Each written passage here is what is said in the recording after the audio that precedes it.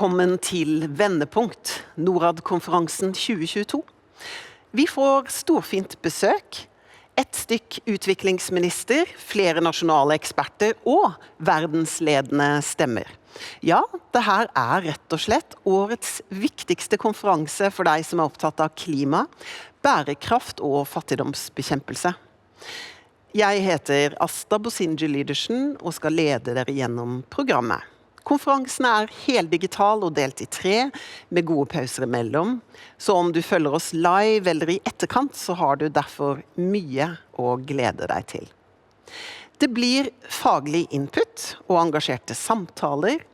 Vi skal utfordre gamle tankesett og presentere nye ideer og løsninger. Og for å kickstarte det hele, dagens vert, Norad-direktør Bård Vegar Solhjell. Takk for det, Asta. Jeg sitter hjemme med en fersk positiv koronatest, men heldigvis veldig god form på løpet. Jeg likevel glad for å si til alle sammen, velkommen på vegne av oss i Norad. Vi har laget et veldig spennende program, synes vi, og vi har 1700 påmeldte og mange flere som følger oss på forskjellige streamer. Titelen på konferansen Vendepunkt, og Vendepunkt et fint ord, synes jeg. Men det kanskje enda mer treffende på engelsk, som den engelske titelen på konferansen, Game Changing Solutions. Jeg kan dy meg for engelske ord i norsk språk selv, men her inneholder ordet noe mer. Et vendepunkt som på en måte endrer spillereglene, snur opp ned på utviklingen, akselererer framgang. Og et sånt vendepunkt, det fikk vi i fjor. Jeg vil påstå at det var det viktigste framskrittet verden gjorde i 2021. For etter 10 år med forskning, mange millioner investeringer, så klarte verden endelig å utvikle en vaksine mot malaria. Det har tatt 35 år. En nordmann, Tore Godal, han var med på å starte det her, og har jobbet for det siden. Ifølge Verdens helseorganisasjon så vil malariavaksiner kunne berge mellom 40 000 og 80 000 liv hvert eneste år. Den ikke perfekt. Vi må rulle den ut, vi må få en enda bedre vaksine med større effekt, men den vil likevel bli en game changer, et vendepunkt. Å slå den typen framskritt, den synes jeg verdt å feire. For de kommer ikke av seg selv. Det resultatet av systematisk arbeid, av akademisk forskning, økonomiske investeringer og politisk vilje. Og den verden vi lever i, det tiåret vi i, de utfordringene vi står i, de roper etter den typen vendepunkt. For det første, fordi pilene har snudd. Etter en generasjon med sosial og økonomisk framgang, så blir det nå flere ekstremt fattige i verden.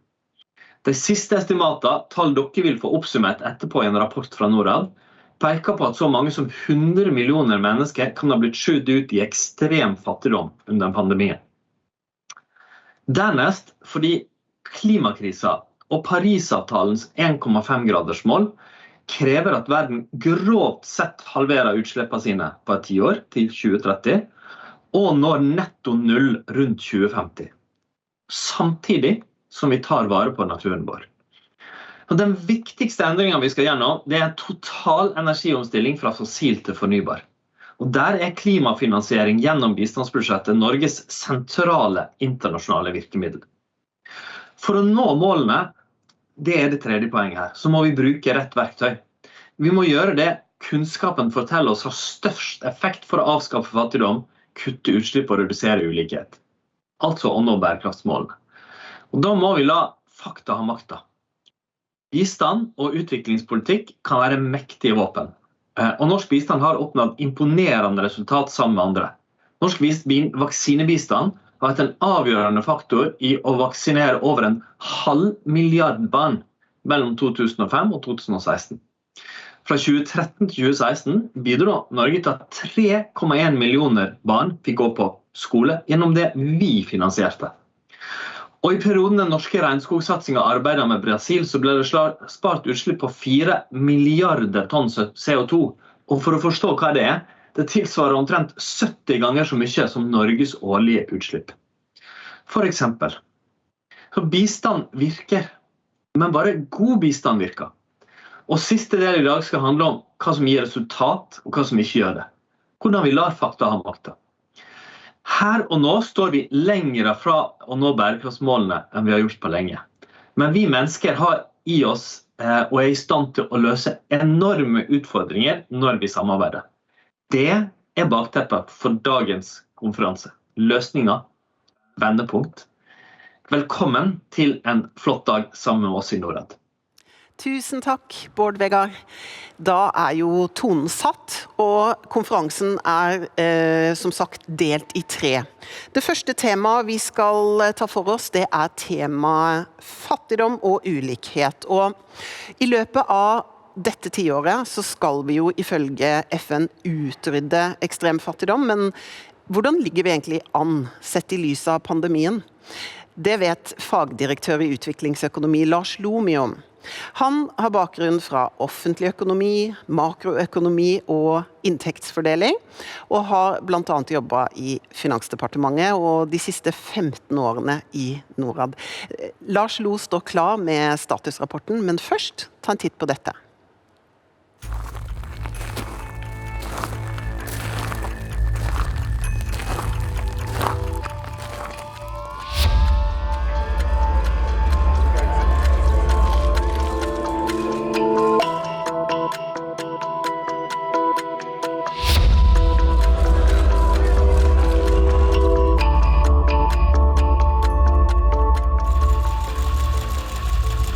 Now, our aim is to meet those Millennium Development Goals and for us to dedicate ourselves to work together to eliminate in our time and in this generation the worst of deprivation and poverty. Yet so great is the distance that we still have to travel to achieve them that they could only be met by all of us each playing our part.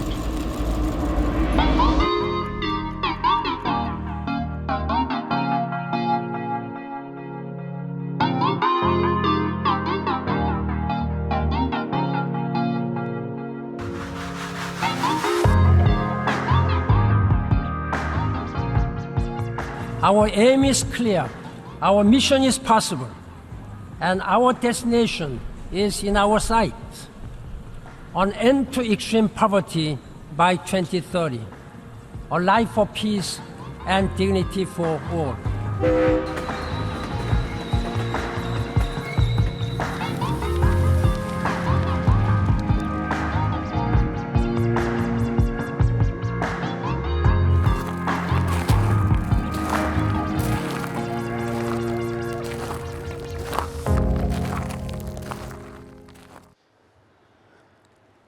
Ja, hva kreves nå for å nå målet? Fattigdomsmålet har en ambisjon om å utrydde alle former for fattigdom overalt. Det sentrale delmålet likevel å utrydde ekstrem fattigdom, definert som å leve for mindre enn 1,90 amerikanske dollar om dagen. Bildet av utviklingen siden 1990 viser et grunnlag for optimisme, men også det som nå bekymrer. Framgangen har vært stor, men bremset opp allerede før pandemien som har skapt en bratt motbakke. Antallet ekstremfattige har falt med 1,2 milliarder mennesker siden 1990. Det i Asia fattigdommen har gått sterkest ned. Kina alene med mellom 600 og 700 millioner mennesker. I Afrika sør for Sahara har derimot ekstremfattigdommen økt med 150 millioner mennesker siden 1990.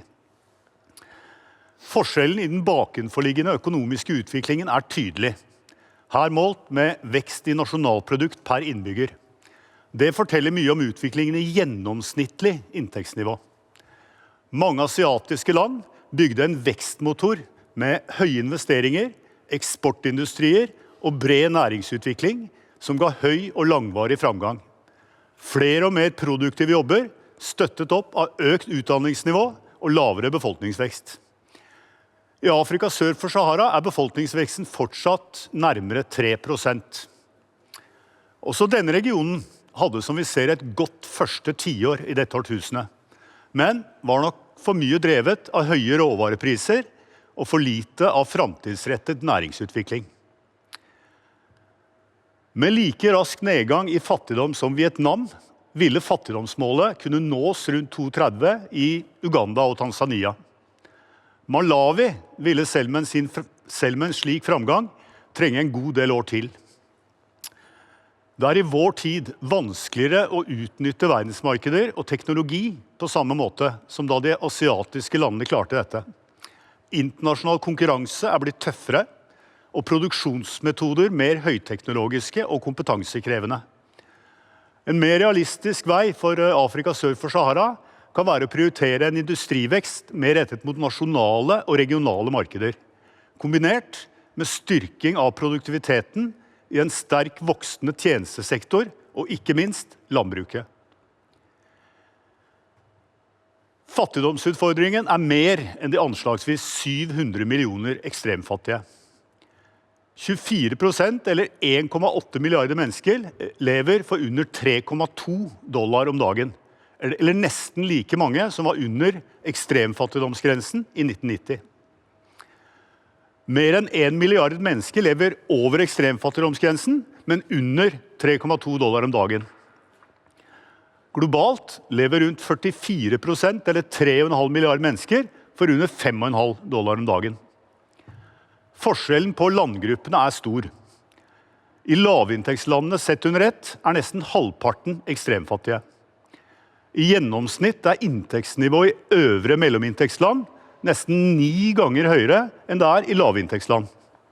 I lavere mellominntektsland er det 3,5 ganger høyere. De fleste lavinntektslandene er i Afrika sør for Sahara. I tillegg har noen av de lavere mellominntektslandene høy fattigdom. Det ferske mellominntektslandet Tanzania er et eksempel. Denne figuren bryter opp det globale bildet med tenkte 10-cents-grenser over ekstremfattigdomsgrensen. For hver 10. cent fattigdomsgrensen heves, øker antall fattige i gjennomsnitt med nærmere 70 millioner mennesker.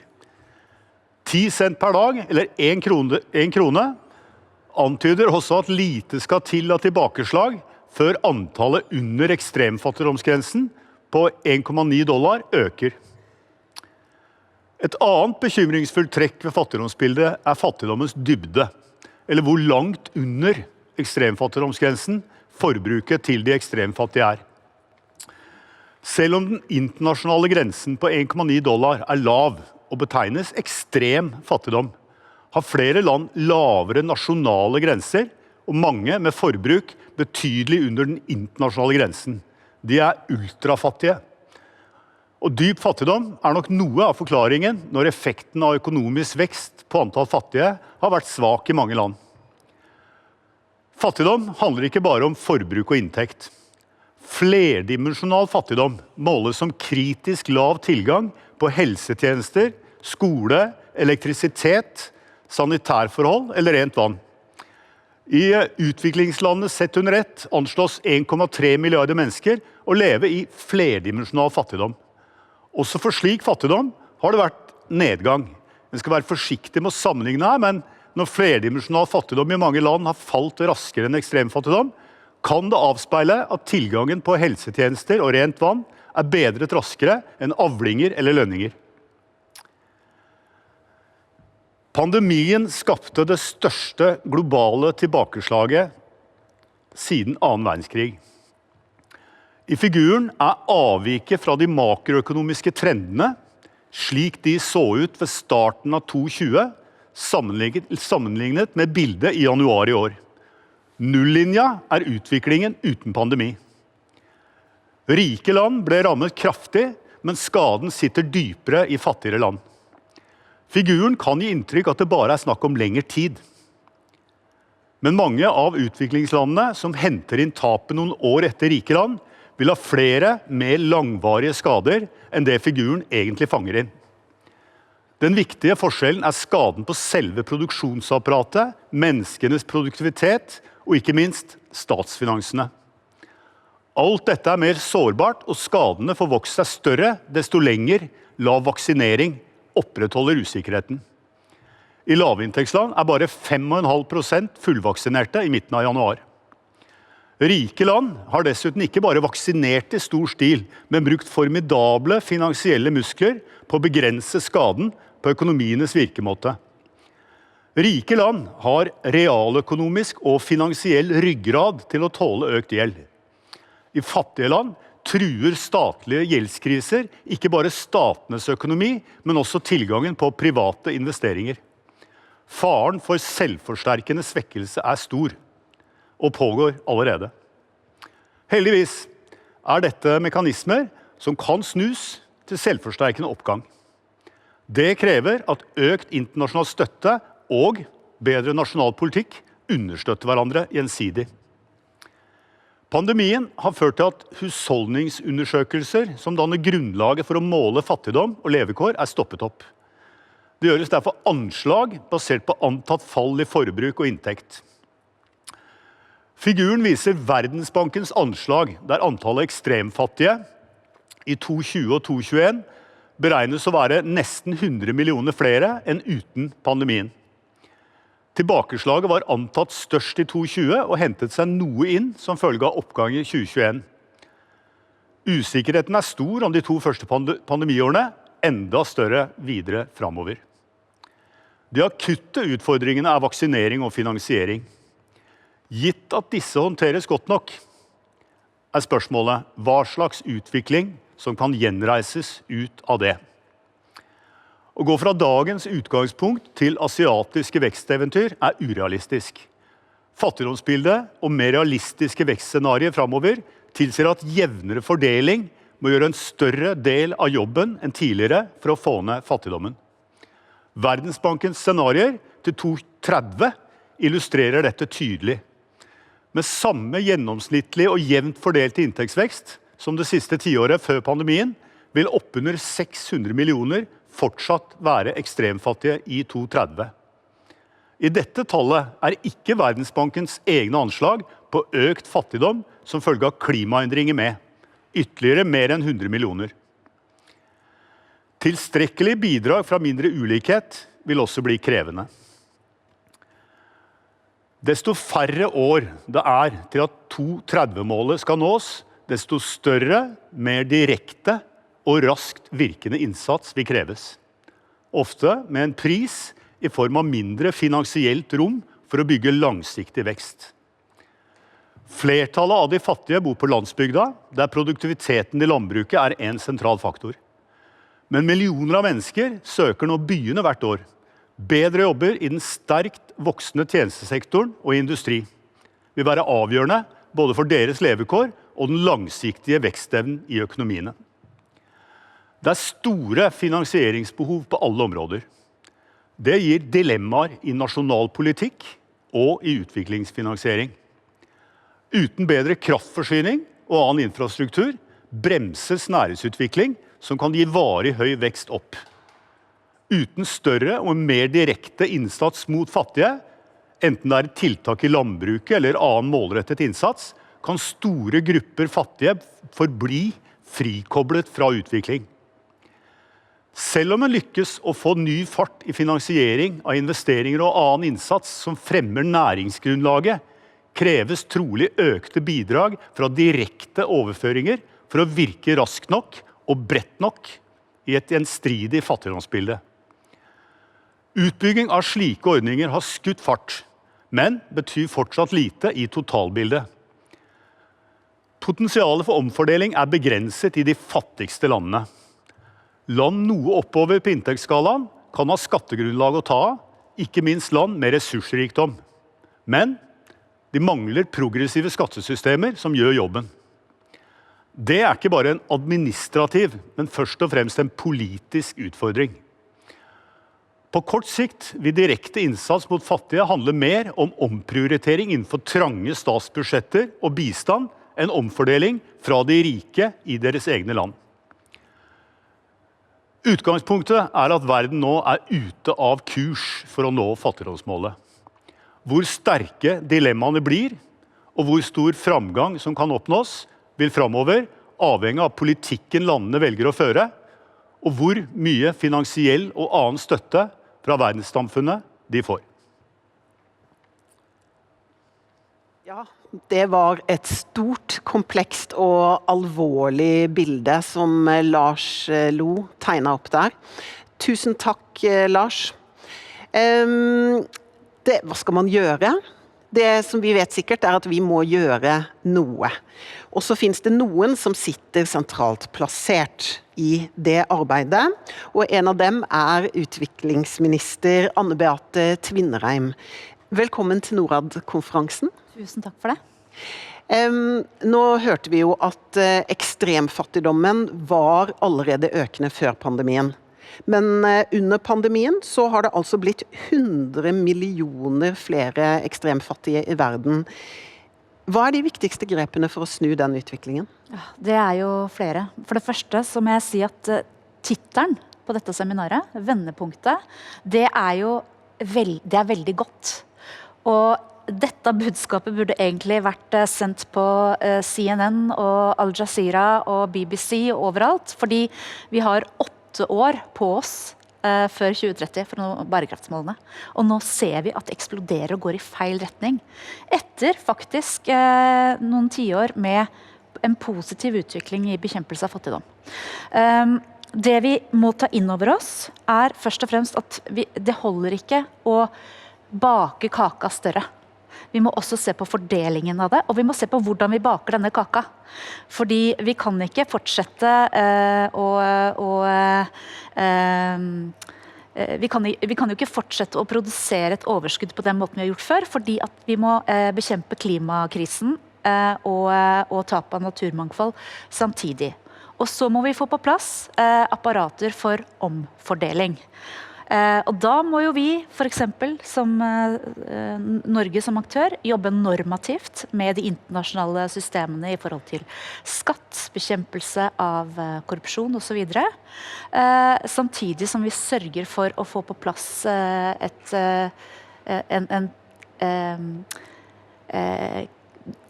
vekst nedenfra. Altså jeg veldig opptatt av at denne veksten må skapes i lokalsamfunn. Vi må starte der. Men nå var du inne på dette med omfordeling, og det var jo også et sentralt poeng Lars Loe kom med på slutten av sin innledning. Omfordeling, og da nevner han jo at man ikke på en måte bare kan tenke på vekst og omfordeling internt i for eksempel lavinntektsland, men at man må se på kanskje en hardere prioritering og omfordeling innenfor bistandsbudsjettene. Hva tenker du om det?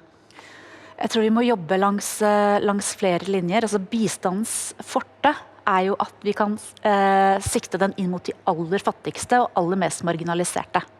Og så må vi ha med oss private på laget for å dra denne utviklingen i riktig retning. Og så må jeg også tilbake til dette med fattigdomskrisen skal bekjempes samtidig som vi skal bekjempe en klimakrise.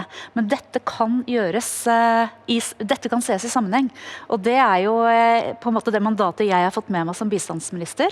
I Hurdalsplattformen vår så står det at vi skal forene kampen for utvikling med kampen mot klimaendringer. Og mange av de aller fattigste i verden jo også de som mest utsatt for klimaendringer, så klimatilpassing kommer til å stå veldig sentralt i innsatsen vår. Det handler jo blant annet om småbønder og matprodusentene der ute, som Lars Loe var inne på, en særlig utsatt gruppe, men hvor vi også vet at hvis vi klarer å få produktiviteten i landbruket, så har det en veldig stor avkastningseffekt. Ja, vi skal snakke litt mer om akkurat det med landbruk etterpå, men jeg tenker fortsatt på det sporet i forhold til det med omfordeling, fordi det som komplisert med bærekraftsmålene jo at verden jo så kompleks, og bærekraftsmålene synliggjør jo nettopp det ved at alle disse tingene henger sammen med alt. Så man skal både jobbe med fattigdomsbekjempelse, og man skal jobbe med klima. Kan du si litt mer om hvordan denne regjeringen kommer til å gjøre det?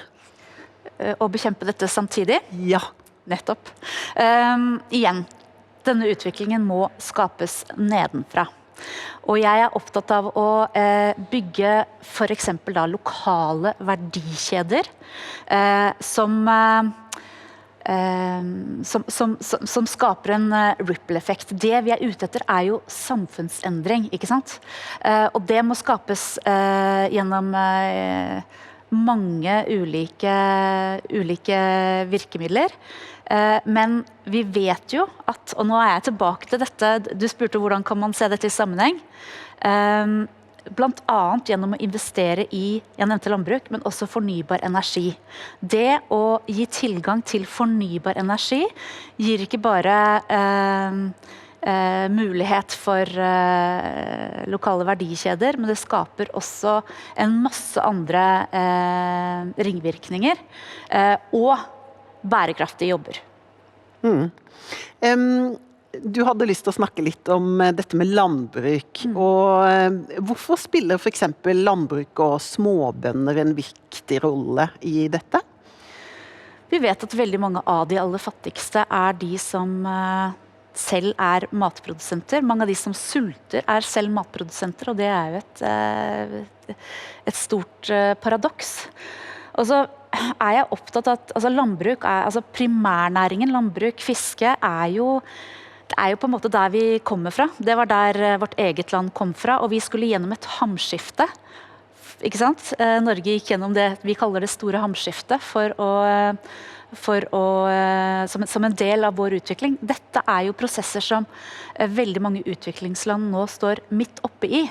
Og det å legge til rette for at man i landbruket da kan skape et overskudd, samtidig som man legger om til bærekraftig landbruk og sørge for at folk har mat i magen, det mener jeg er veldig, veldig god utvikling. På hvilken måte tenker du da at norske erfaringer kan være nyttig å ha med inn i hvordan man tenker da om utviklingspolitikk? Du nevnte det store hamskiftet. Er det sammenlignbart med de utfordringene som finnes i lavinntektsland i sør i dag? Vi har mange erfaringer fra Norge som jeg mener er relevant å ta med inn i bistanden. Nå snakker vi akkurat om landbruk. Måten vi har organisert oss på gjennom for eksempel samvirker i norsk primærnæring, det er en erfaring som jeg vet er etterspurt i mange utviklingsland. Men det er mange andre ting som vi har å være stolte av i Norge som jeg mener vi skal ta med videre. En ting jeg er veldig opptatt av er universaliteten i de sosiale sikkerhetsnettene. At vi i bistanden sørger for at man har at det legger til rette for universelle ordninger som er tilgjengelige for alle. Unngå at man lager A- og B-løsninger, private tilbydere og så videre, som gjør at som i neste omgang vil skape ulikhet i de landene vi snakker om. Det har jo vært en suksessfaktor for Norge, som jeg mener vi må huske på når vi nå bidrar i utviklingen. Men å skape sånne type universelle løsninger, det krever en viss økonomi i bånd. Det er det mange land som ikke har. Det er klart, men vi vet jo også kostnaden ved å designe institusjoner og samfunn som skaper ulikhet på sikt. Det å redusere ulikhet, det er også veldig god økonomi, og det er nødvendig for å skape gode samfunn. Nå startet vi denne samtalen med å snakke om pandemiens ringvirkninger, og et av de poengene som Lars Loe trekker frem, og som har vært diskutert veldig, veldig mye, det handler jo om tilgang til vaksiner. Jeg har bakgrunn fra Uganda og familie der, og de får jo vaksiner gjennom COVAX, men det er mange som ikke vil ta de. Og det tenker jeg synliggjør også en del av det hvor komplekst alt dette er.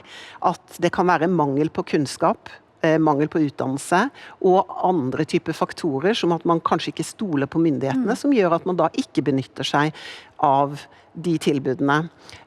Kan du kommentere det på noen måte, og hvordan Norge vil bidra til en bedre vaksinedekning for eksempel?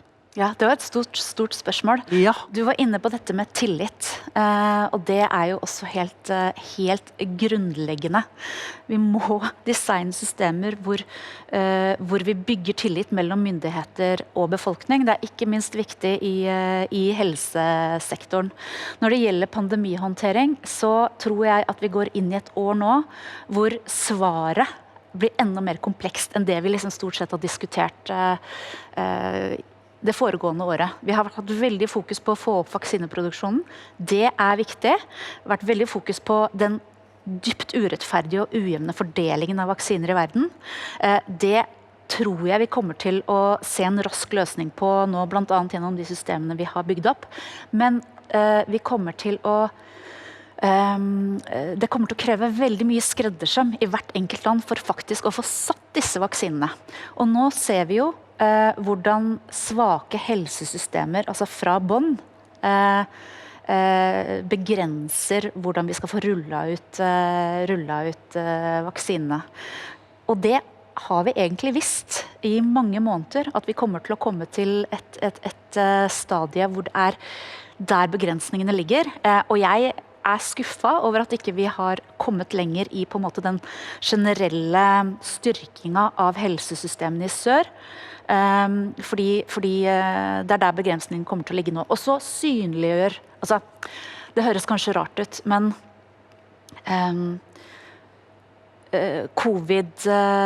altså pandemien har jo vist, det har synliggjort svakhetene ved det globale helsesystemet og de nasjonale altså delivery-systemene i helsesektoren. Kanskje det da en vekker, sånn at vi kan få gjort noe med de grunnleggende tjenestene, fordi at pandemihåndtering, det et globalt fellesgode. Dette gjør vi for verden, men vi gjør det også for oss selv. Ikke sant? Det helt nødvendig å få dette på plass. Da må vi også investere i grunnleggende helsesystemer i utviklingsland. Så det har i hvert fall vært en øyeåpner for verden, håper jeg. Denne samtalen går mot slutten. Det noe du har lyst til å dele helt til slutt? Har du en positiv nyhet eller en ny satsning, så har du sjansen da.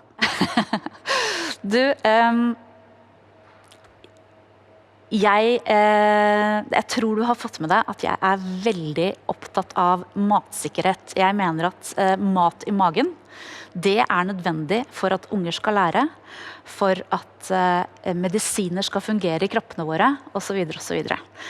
Jeg kommer til å bruke mye tid nå, det neste halve året, på å designe en stor ny innsats for bistand til matsikkerhet. Gleder meg til en tett dialog med norsk sivilsamfunn og andre aktører som vil bidra inn i denne nye satsingen på matsikkerhet. Det tror jeg blir veldig spennende. Tusen takk, statsråd Beathe Tvinnereim. Yes, vi går nå inn for en ny del. Vi tilbake om et øyeblikk, og da på engelsk og i selskap av en verdenskjent fransk økonom.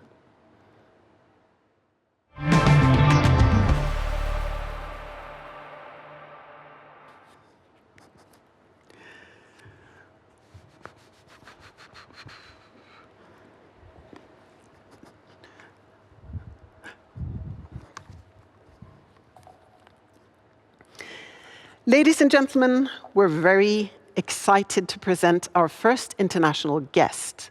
From his academic home at the Paris School of Economics, he takes a historical and statistical approach to show why some stay rich, while others can't seem to break the cycle of poverty. He's professor of economics at the School for Advanced Studies in the Social Sciences and author of the best-selling book Capital in the 21st Century from 2013. His latest book, Capital and Ideology, was published in 2019 and has a global scope, focusing on how wealth is accumulated and inequality disseminated in different societies around the world. He's not here to talk about personal wealth and inheritance, as some would expect. His talk today is on development aid, carbon emissions, and rising inequality. Professor Thomas Piketty, we are all ears.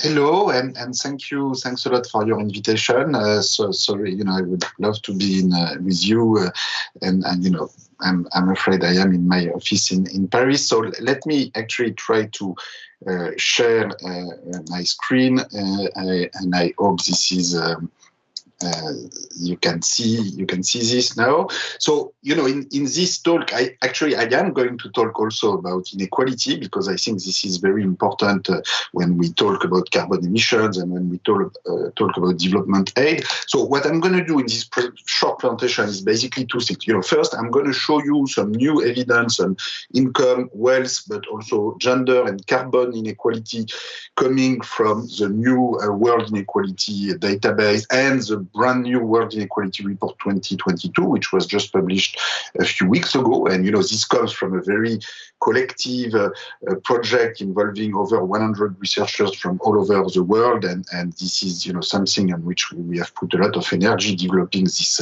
capacity, and which is a sort of a way to observe the world through the lenses of inequality. And then I will talk about the consequences for development aid. To summarize, the big message of this presentation, I think the magnitude of global inequality, and in particular of negative climate externalities, imposed by the richest economic actors on this planet, implies that in a way we need to go beyond standard development aid and confront inequality in an even more ambitious manner. And so I just throw on the table, one simple proposal. But what about sharing at least a fraction of global tax revenues paid by the world's most powerful economic actors, typically multinationals, billionaires, between all countries according to population? We've been talking a lot about international tax reform in 2021, but by and large, countries in the South were, completely forgotten from this discussion. So let me start with point one about the new evidence about rising inequality. So, I'm going to show you some data from the World Inequality Database. You can go online to the World Inequality Database website to get more details. Let me start with this simple map of the world showing you, the share of total income going to the top 10% of the citizen of each country. So if we had complete equality, the top 10% should get 10% of total income. If we had complete inequality, they should get 100%. So in practice, of course, the world is in between the two, in between 10 and 100%.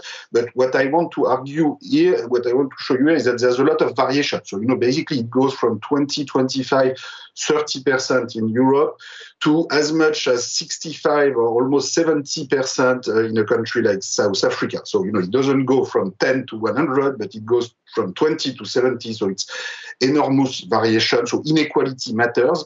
And it's even more spectacular when you look at the bottom 50% share, which in a way, is even more important. And here you can see that it goes from, if we had complete equality, the bottom 50% should get 50% of total income. If we had complete inequality, they should get 0.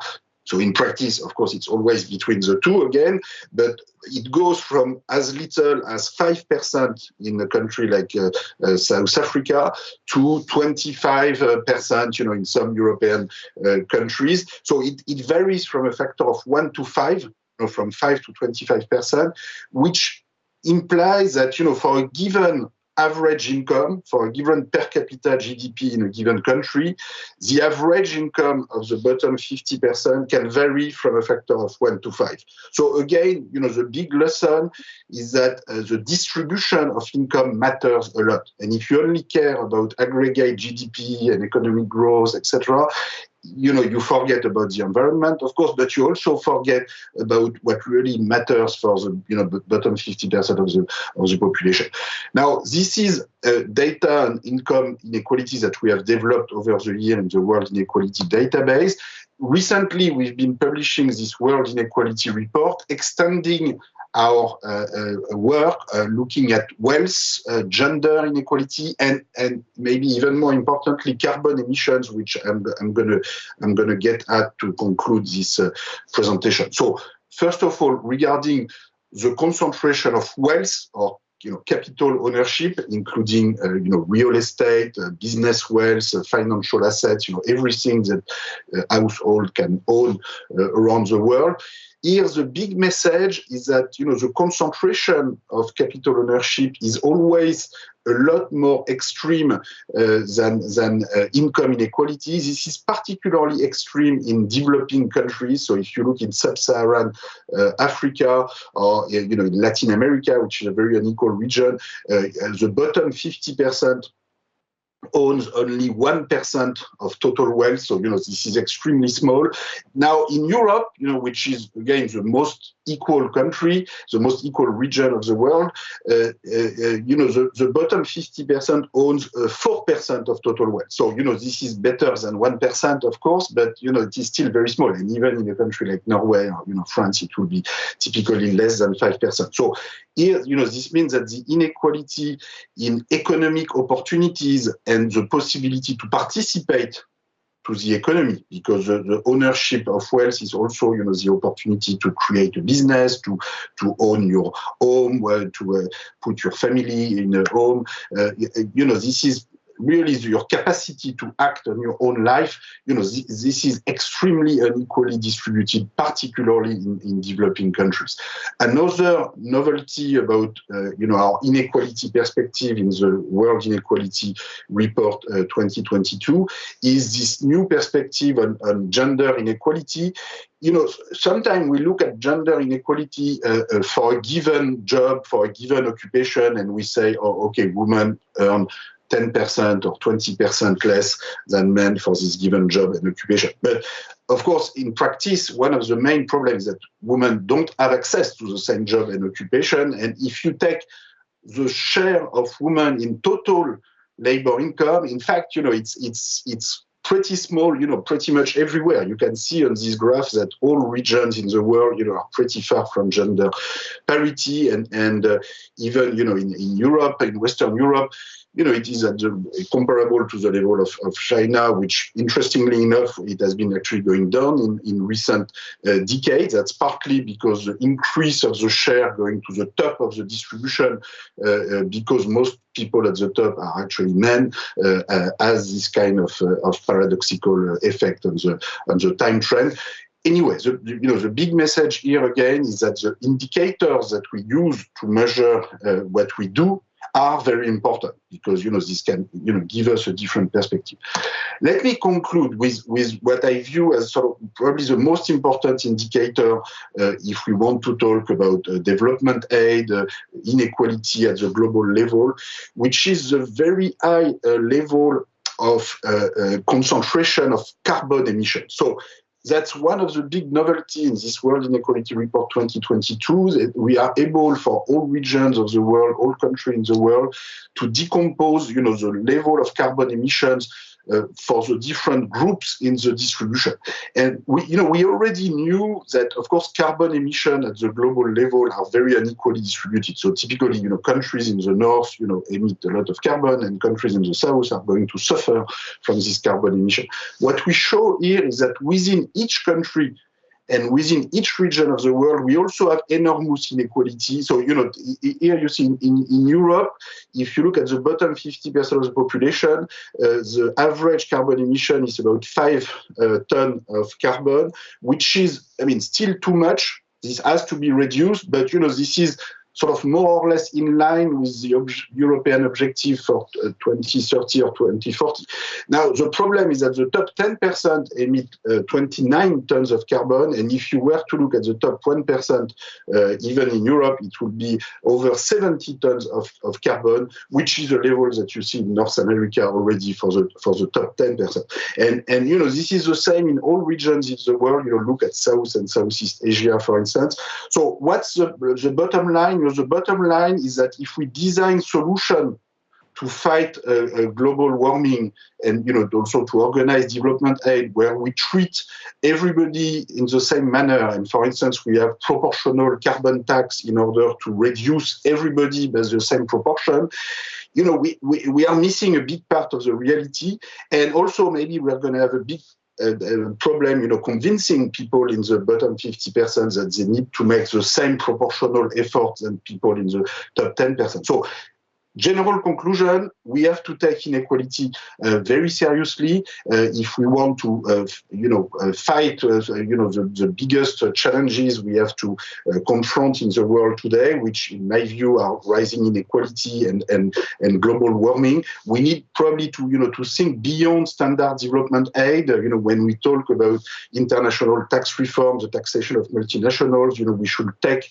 the right of all countries to development and the right of all countries to access, tax base or tax resource on a sustainable basis. We should take these rights seriously. Otherwise, we are going to face a bigger and bigger problem, and in some case, violence and major difficulties to meet our global sustainable development goal objective. Thanks a lot for your attention. And thank you so much, Professor. That was really food for thought, and it provided a great backdrop for the upcoming panel. Ja, for nå bygger vi videre på Piketty sitt innlegg med en samtale om ulikhet og utvikling. Her i studio har vi samlet et panel med engasjerte fagfolk. Gry Ballestad, avdelingsleder for utvikling og humanitært arbeid i Norsk Folkehjelp. Før det jobbet hun i FN-systemet. Hun har ledet humanitærseksjonen i Redd Barna og Midtøsten-seksjonen i Flyktninghjelpa. Så har vi Line Hegna, daglig leder i SAIH, studentenes og akademikernes internasjonale hjelpefond. Hun har tidligere ledet Redd Barnas arbeid med politikk, kommunikasjon og kampanje, og jobbet for FNs utviklingsprogram UNDP. Og så har vi Kristin Clemet, daglig leder i Tenketanken Civita med en lang politisk karriere bak seg. Utdannings- og forskningsminister, arbeids- og administrasjonsminister, samt stortingsrepresentant for Høyre. Hun har også vært viseadministrerende direktør i NHO.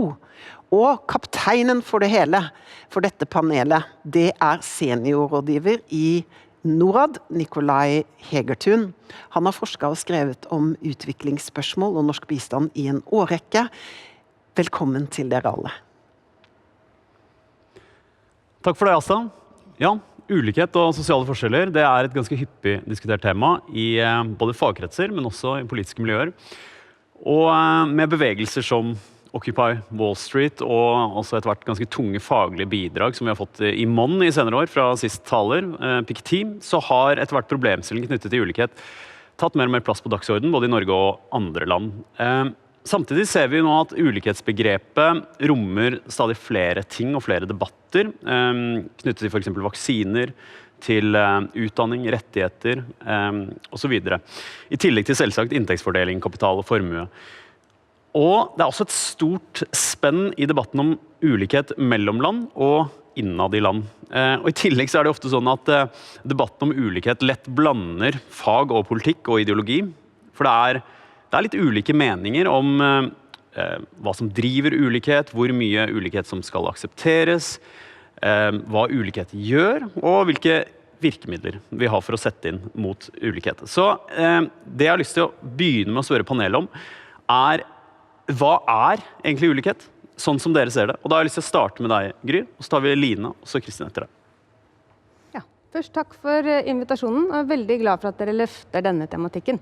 For det mener vi i Norsk Folkehjelp er noe av det viktigste man snakker om nå, når vi snakker om utvikling.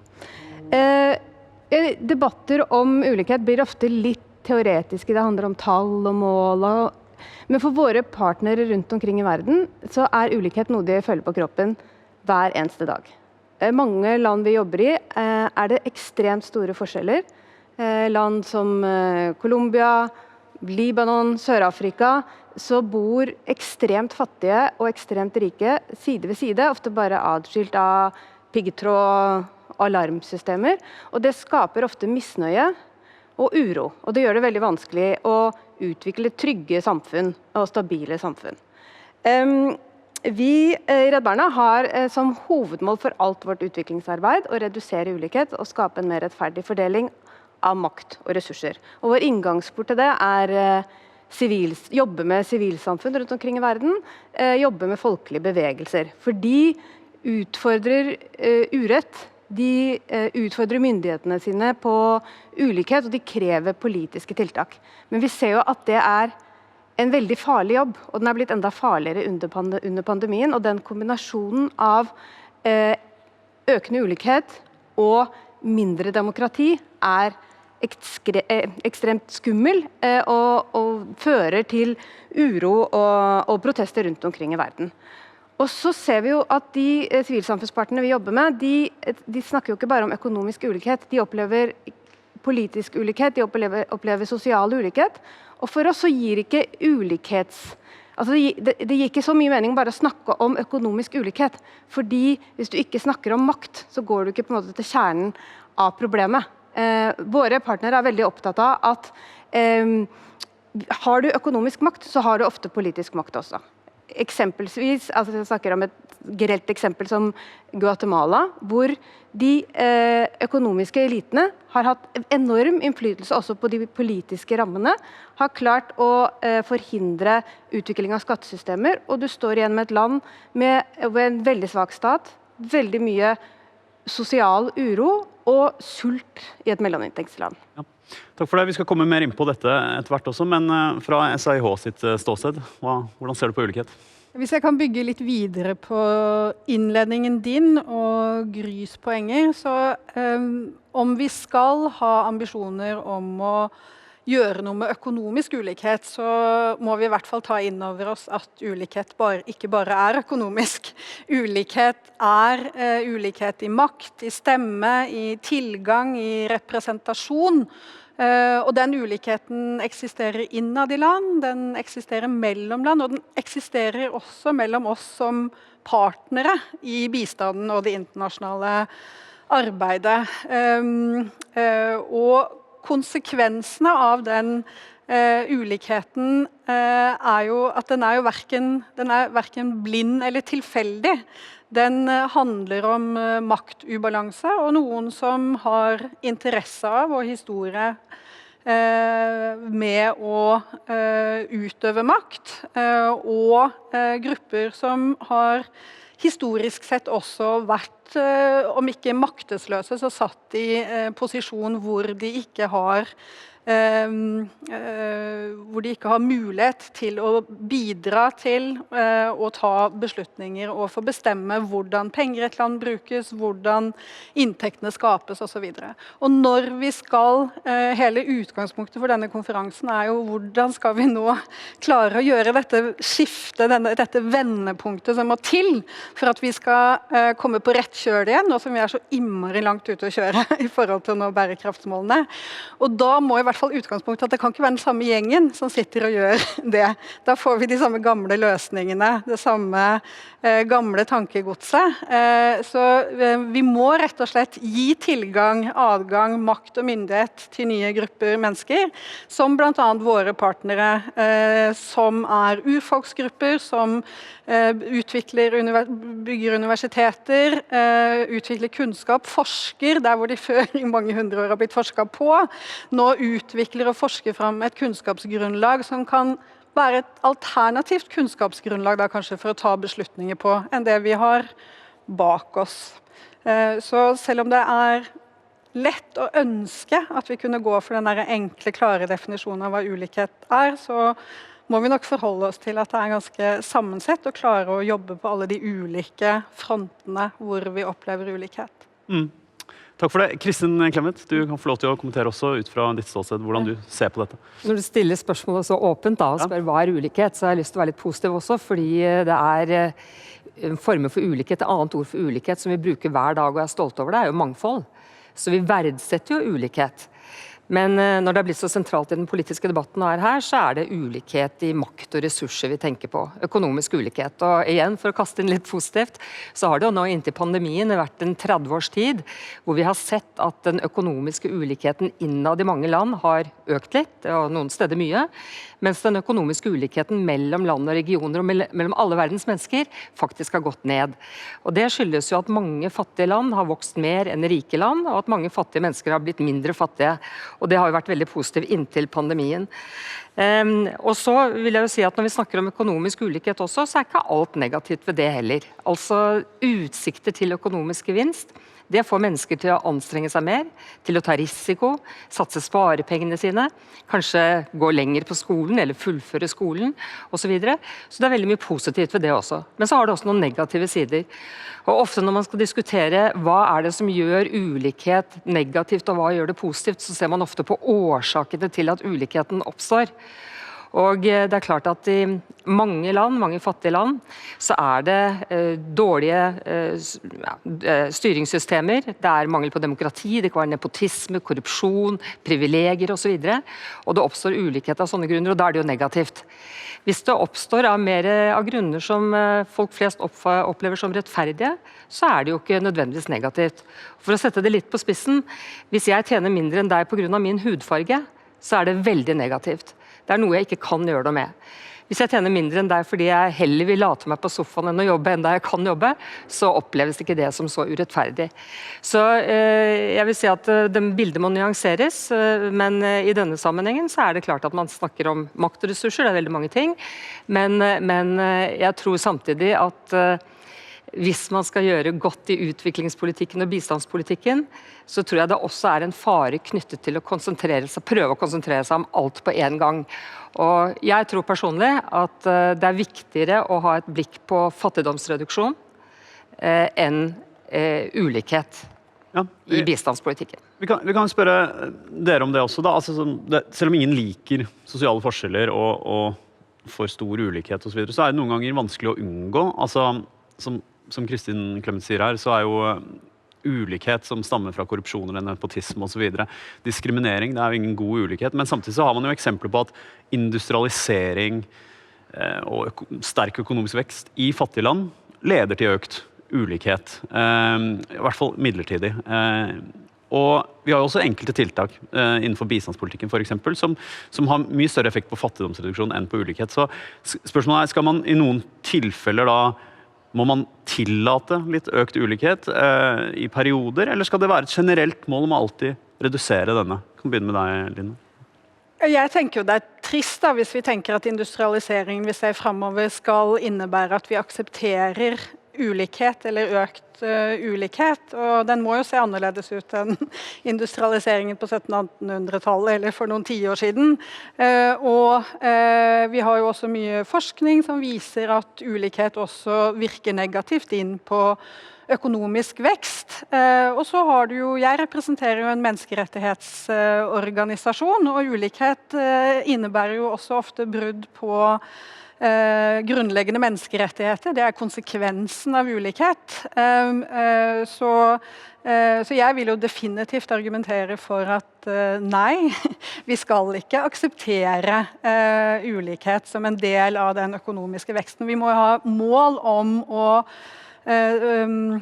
jobbe fram en industrialisering, en økonomisk vekst som i mye større grad enn vi har lykkes med tidligere, klarer å gjøre det uten at vi ser disse store forskjellene. Vil du kommentere på det?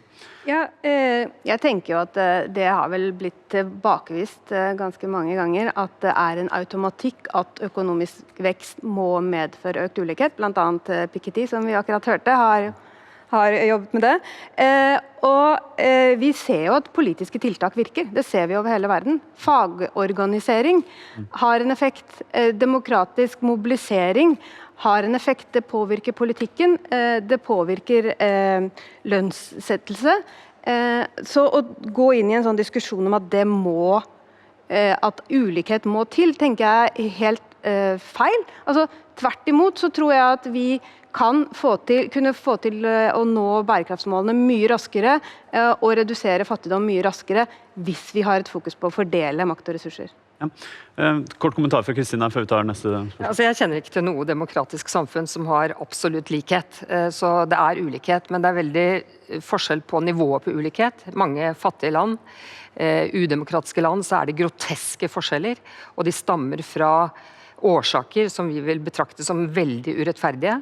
Det noe helt annet, sånn at hvis man tenker seg at det oppstår en viss ulikhet i et fattig samfunn fordi man får til næringsutvikling og noen lykkes bedre enn andre, med det, så det en helt annen form for ulikhet enn den som stammer fra korrupsjon eller nepotisme. Og jeg har lyst til å kaste litt sånn kaldt vann i blodet på oss også, fordi at Norge et av verdens likeste samfunn. Og de likeste samfunnene har ofte også den mest rettferdige ulikheten. Men hvordan ble vi det? Altså vi har blitt det over noen 100 år, ved at vi opprinnelig var et homogent, egalitært samfunn. Veldig høye tillitsnivåer. Veldig tidlig fikk vi en rettsstat som dannet grunnlag for at vi kunne inngå noen veldig viktige og velfungerende kontrakter. Vi kunne lage et veldig godt skattesystem, en velfungerende velferdsstat, en veldig velfungerende markedsøkonomi, trepartssamarbeid og så videre. Men dette har tatt oss 150-200 år. Og det ikke bare å overføre disse tingene til et hvilket som helst samfunn, tror jeg. Sånn at jeg tror ikke vi kan greie oss å få til vekst i privat sektor og næringsutvikling i et fattig land og bidra til det, samtidig uten å akseptere at det en viss ulikhet. Jeg kan ikke se noe samfunn, altså vi vet jo at det var noen kommunistiske samfunn som prøvde å skape full likhet, det var jo ikke så veldig vellykket, men ellers så vet jeg ikke om noe demokratisk samfunn som, og jeg ser heller ikke det som et gode, full likhet.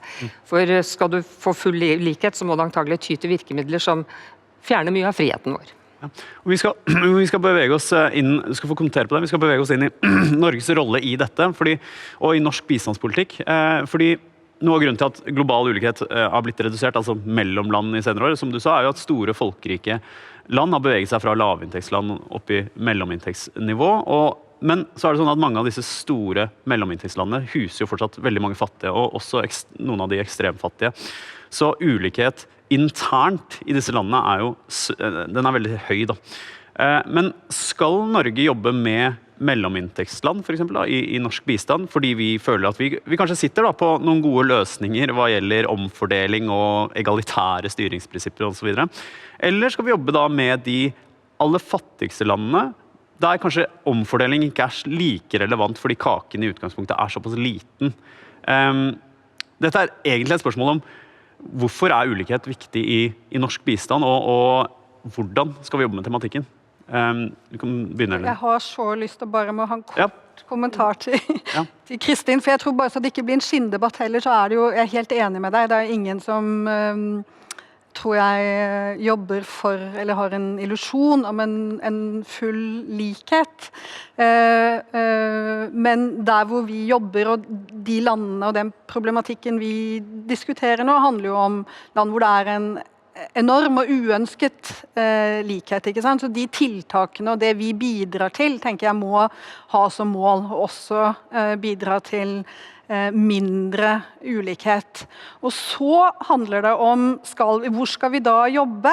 Der hvor Norge har altså noe å bidra med. Jeg tror jo ikke vi har så mye å bidra med hvis vi tror at vi på en måte kan replikere det vi har gjort. Altså det var jo under helt andre forhold. Vi får ikke satt opp den der eksperimentkassa og prøve å utvikle liksom andre land, sånn som Norge utviklet seg til dette samfunnet vi kjenner. Så det må jo være et helt annet bud på hvordan land skal bli land som respekterer menneskerettigheter, hvor det mindre ulikhet og i det hele tatt. Og jeg tror jo jeg har mer lyst til å snakke om hvilke krefter det vi skal støtte i ulike land, og jeg tror jo at vi må jobbe i land hvor det store demokrati- og menneskerettighets- og ulikhets- og fattigdomsutfordringer. Det både i land som i kategori med fattigland og i mellominntektsland, og jeg tror det spiller virkelig en rolle hvem det vi støtter. Vi må tørre å støtte de kreftene som reformvilje, som kritiske, og som tør å ta risiko, altså den risikoen som Gry snakket om i sted. Altså, vi har jo partnere som risikerer liv og død i denne kampen for tilgang og rettferdighet hver eneste dag. Jeg fikk beskjed i dag morges fra mine kolleger som i Colombia nå, om at en av våre partnere ble drept for noen timer siden. Og det jo i kamp for rettigheter, urfolksrettigheter i Colombia. Så jeg tror vi må se på hvem vi støtter, og jeg tror også det interessant å diskutere liksom tiden for disse enorme enorme initiativene, hvor vi tror hvis vi bare liksom jobber med infrastruktur, eller hvis vi bare jobber med helse, tror det skal vi kanskje konferansen senere i dag også se på disse mikroinitiativene, at vi kanskje må gjøre litt og mindre skritt på flere områder er det som tar oss lengst. Men det er en lang vei å gå da. Altså det er også noe som Lars Loe, kollega som la frem rapport her i stad, sa at det er en veldig viktig sånn, i rapporten så legger han veldig vekt på politisk vilje og styresett som en veldig viktig faktor for å gjøre noe med ulikhet i land der hvor det er et stort problem. Da. Men det er jo det er krevende, ikke minst. Altså det er nesten umulig, vil jo noen si, det kritikerne si, men vi ser jo resultater, altså vi som jobber med det vet jo at du kan gå alle disse små skrittene, og ting hadde sett fryktelig mye dårligere ut hvis vi ikke alle disse årene hadde jobbet for den endringen. Kristin skal få kommentere, og så tar du... Jeg vil bare si at nå har vi jo drevet med bistand i verden i 60-70 år, og vi har jo ikke akkurat nådd de målene som mange har håpet og trodd og hatt ambisjoner om. Det er veldig mange gode resultater, men det er også mange resultater som er uteblitt. Og jeg som står litt utenfor bistandsbransjen, synes at det er viktig å huske på det som jeg trodde i hvert fall var kjernen i bistanden, nemlig hjelp til selvhjelp. Altså at disse landene skal jo utvikle seg selv, men vi kan gi et bidrag som hjelp til selvhjelp. Og da tenker jeg at et par ting som jeg synes er veldig viktig personlig, veldig viktig, er infrastruktur. Jeg har selv hatt gleden av å sitte i styret i Norfund noen år og bidra til infrastruktur, altså det at man bygger ut energi, fornybar energi da, og at man bygger ut en finansiell infrastruktur, sånn at vi kan få næringsutvikling og jobbskaping, som er ekstremt viktig. Og så er jeg selv også veldig engasjert i utdanning, det å lage kvalitativt gode utdanningssystemer. Men igjen, det er jo ikke noe vi kan gi dem og finansiere på varig basis. Det er jo noe som disse landene selv må ha interesse av å bygge opp, men det å da etablere mekanismer som gjør at du så å si belønnes for å satse på utdanning, det tror jeg kan være veldig viktig. Og det er jo vanskelig fordi utdanning er jo typisk noe som du ikke ser for avkastning av i gåseøyne før på 20, 30, 40, 50 år. Så det er vanskelig når du sitter og er finansminister i et fattig land å prioritere det, men det er ekstremt viktig. Men du er ikke en representant for NGO-ene her, men du er jo samtidig leder av en tenketak, og du er jo glad i sivilsamfunnet, og synes ikke du også det er viktig å støtte opp under sivilsamfunn i samfunn som, eller i hvert fall sivilsamfunnsbevegelser som ønsker å endre på veldig svært ulike eller maktforhold som er svært ulike, for eksempel? Jo, altså problemet i bistand som jeg oppfatter er at det er nesten, altså alt virker viktig. Problemet er bare at mitt inntrykk er at når vi får en ny utviklings- eller bistandsminister, så kommer de med sine hjertebarn, og så tar man ikke vekk når man legger på noe mer på toppen, og til slutt så er det så mange formål at for meg så virker det litt sånn at hvis man prøver å gå etter alt, så risikerer man ikke går godt nok etter noe.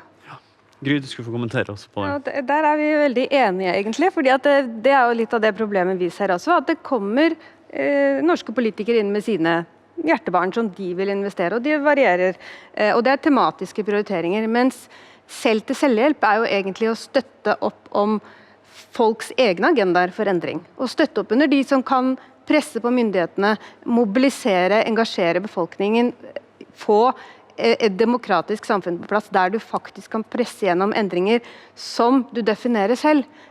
Vår agenda går veldig mye på hva er det vi vil at de skal gjøre, eller hva er det vi vil gjøre i bistanden, mens vi burde gjøre mye mer hvis vi skal jobbe med intern ulikhet i land, med å se på hva er det folk selv mener skal til for å få til endring, og hvordan kan vi støtte dem i den kampen for endring. Jeg har lyst til å stille, vi nærmer oss slutten, men jeg har lyst til å stille dere et spørsmål på slutten, litt mer konkret også, ikke bare hvem vi skal støtte og så videre.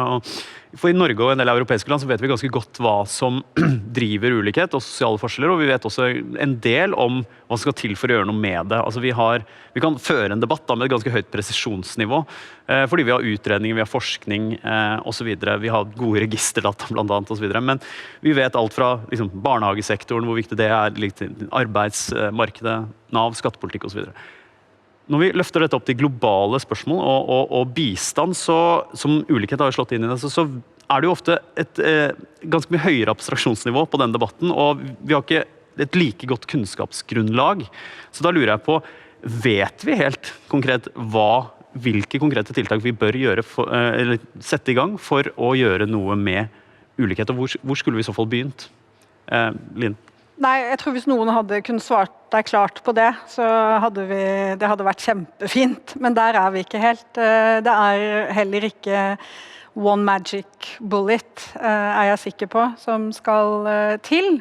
Men hvis jeg på en måte skulle velge en sånn inngang, så er det, jeg tror vi er enige om at bistand virker, men ikke all bistand. Og vi vet ganske mye om hva som har virket til nå, og så må vi jo teste og finne ut hva er det vi tror kan virke fremover. Og jeg tror heller ikke, som Kristin var inne på, bistand til utdanning er helt nødvendig. Men hvordan den bistanden til utdanning foregår, den kan vi justere masse. Og det vi i hvert fall vet, er at selv om kanskje store globale fond kan være effektive for å få pengene flyttet fra store donorer og til land, så er jo ingenting så politisk som utdanning. Så hvordan pensum blir, hvem som underviser, hvordan et land faktisk velger å sette opp sitt utdanningssystem, hva de forsker på, hvilken kunnskap man faktisk velger å produsere da, om ulikheter, om situasjonen i det landet som skal danne grunnlag for de politiske beslutninger som tas der. Det mener jeg er helt nødvendig å fortsette å satse på. Og da må du også bruke penger på de som kjemper seg makt for å komme frem til bordet. Og den der saying om at if you're not at the table, you're probably on the menu, tenker jeg er liksom greit å ha med seg inn i dette. Greit. Da får 30 sekunder til Kristin og 30 sekunder til deg til slutt. Ja, jeg vil si at jeg tror i fattige land så virker god utdanning og jobbskaping, det virker der som her for å redusere ulikhet eller forebygge økt ulikhet. Men det er en ting som også er veldig viktig, og som er vanskeligere å komme med fra utsiden, og det er solide rettsstater. Altså det at vi har en rettsstat, det skaper mye større rettferdighet, både i økonomien, i velferdsstaten vår, altså i alle livets forhold, og det er likhetsfremmende. Og det kan jo ikke alle land skryte på seg at de har da. Gry, vær så god. Jeg tenker at det er jo, hvis du skal få noen endring på ulikhet, så må det gjennomsyre alt det vi gjør. Så vi vil jo anbefale at vi får en stortingsmelding på ulikhet i bistanden.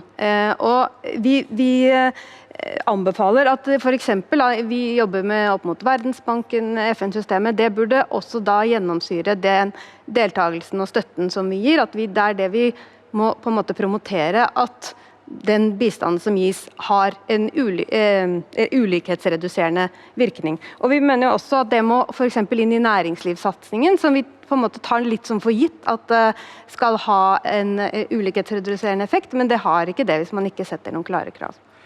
Tusen hjertelig takk. Svært tema, men det var det vi rakk. Tusen takk for at dere kom.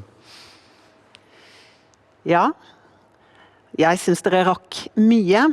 Tusen takk for en veldig engasjerende og klok samtale. Gry Ballestad, Line Hegna, Kristin Clemet og samtaleleder Nikolai Hegertun. Og han kommer tilbake om litt for å lede et annet spennende panel som kommer i neste bolk under temaet fra kull til null utslipp. Eller for å være mer presis, from coal to zero emissions. Challenges and solutions for developing countries. Men før det tar vi en god pause. Vi ses klokka 11.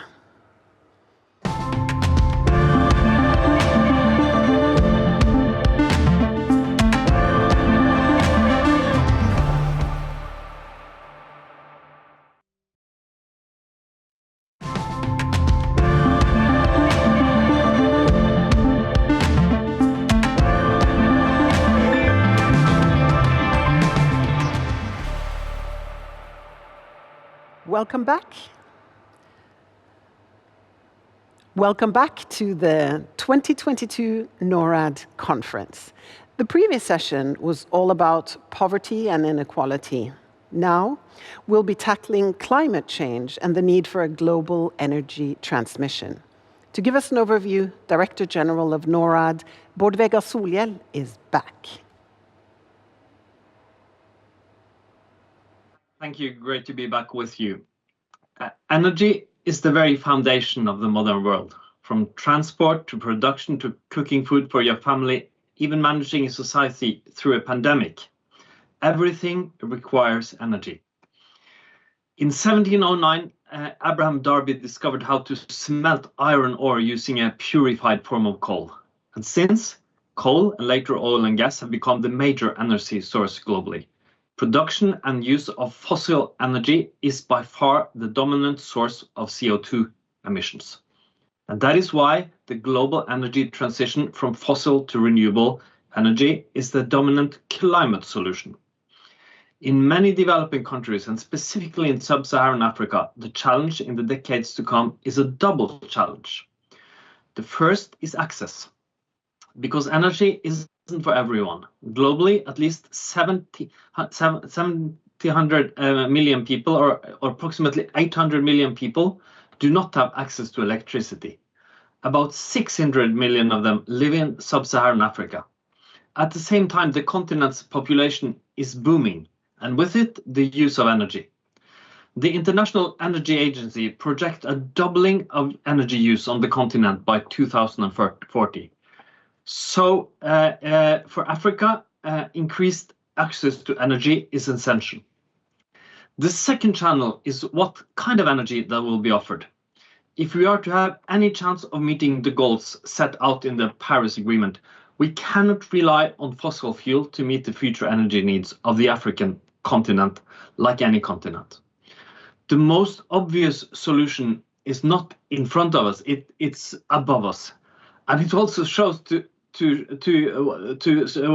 serves to show what I call the African solution paradox. Long term, almost every focus point in the same direction. Solar energy will be the dominant source of energy in the energy mix by 2100.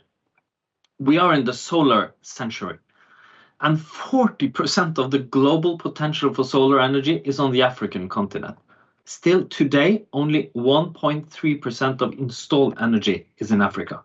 Actually, the United Kingdom, you know, the island where the weather is always cloudy and grey, has more installed capacity than the whole of the African continent. So Africa is the continent of the future when it comes to renewable energy, but it is not the continent of the present. And that's where Norad and so many others come in. By using grants to support investments in energy and energy systems, we can contribute to a real Vendepunkt, an energy game changer. Norad supports guarantee measures to increase investments in renewable energy. An example is the Norwegian company Empower, which has invested in solar to cover the energy use of the Ghanaian company Miniplast, which I visited myself. This year, we will also be creating and implementing the program Energy for Development for the Norwegian government, a program to support institutions that are vital for a functioning energy system. And there is an enormous need for clean cooking solutions. At least 2.5 billion people worldwide cook over open fire. In the Democratic Republic of Congo, firewood is fetched from the forests, and firewood alone makes up 20% of the deforestation. This has a devastating effect on people's health. Close to 4 million people, including almost 400,000 children under 5, die from indoor pollution every year. This is not new, but new solutions that you will hear about soon bring hope of a game changer. Whether for clean cooking or kickstarting solar initiatives, we want to spend more of our resources in a way that can catalyze private capital to this double challenge in the future. And that's what this part of today's program is about, game-changing energy solutions. Norad has entered into a cooperation with the International Energy Agency to explore solutions to the African double energy challenge. Better access, clean energy. Better access, clean energy. Thank you, Bård, Vegar, Solhjell. So, no wonder the next topic is Africa Energy Outlook 2022. And in his introduction, Mr. Solhjell mentioned the cooperation with the International Energy Agency. And today, we're pleased to have Executive Director Fatih Birol with us. He's been named by Forbes magazine as one of the most influential people on the world's energy scene. He chairs the World Economic Forum's Energy Advisory Board and serves on the UN Secretary General's Advisory Board on Sustainable Energy for All. Dr. Birol will be speaking on how Africa can decarbonize and join the global energy transition. Afterwards, he will engage in conversation with Elisabeth Clemens, head of the section for energy in NORAD's Department for Climate and Environment. Dr. Fatih Birol, we're glad to have you here. Welcome. Very many thanks for inviting me to your event, and greetings to our Norwegian colleagues and all the other colleagues, friends following this event across the world. Thank you very much from the International Energy Agency headquarters in Paris. So I am very happy to join you to talk about Africa energy, clean energy, reaching our global and regional climate goals. But before that, I wanted to register something. At the IEA, we work on energy access over 2 decades, almost 22 years. And the first step of this journey to work on energy access has started in cooperation with NORAD. So I wanted to take NORAD for this long-term relationship between IEA and themselves. Now, when we look at this issue, more than 20 years ago, there are 1.7 billion people who had no access to electricity. And when we look at the numbers today, it is more than half. And there are some very good examples. We have seen China, for example, huge success story in China, followed by India. India recently in 2019 is now almost 100% full electrification. And also Bangladesh, the major achievement as well. There are many good news. Still, when I remember 20 years ago, a map we made for our slides, where are the problems? It was China, it was in India, Bangladesh, Indonesia, and Africa, Sub-Saharan Africa.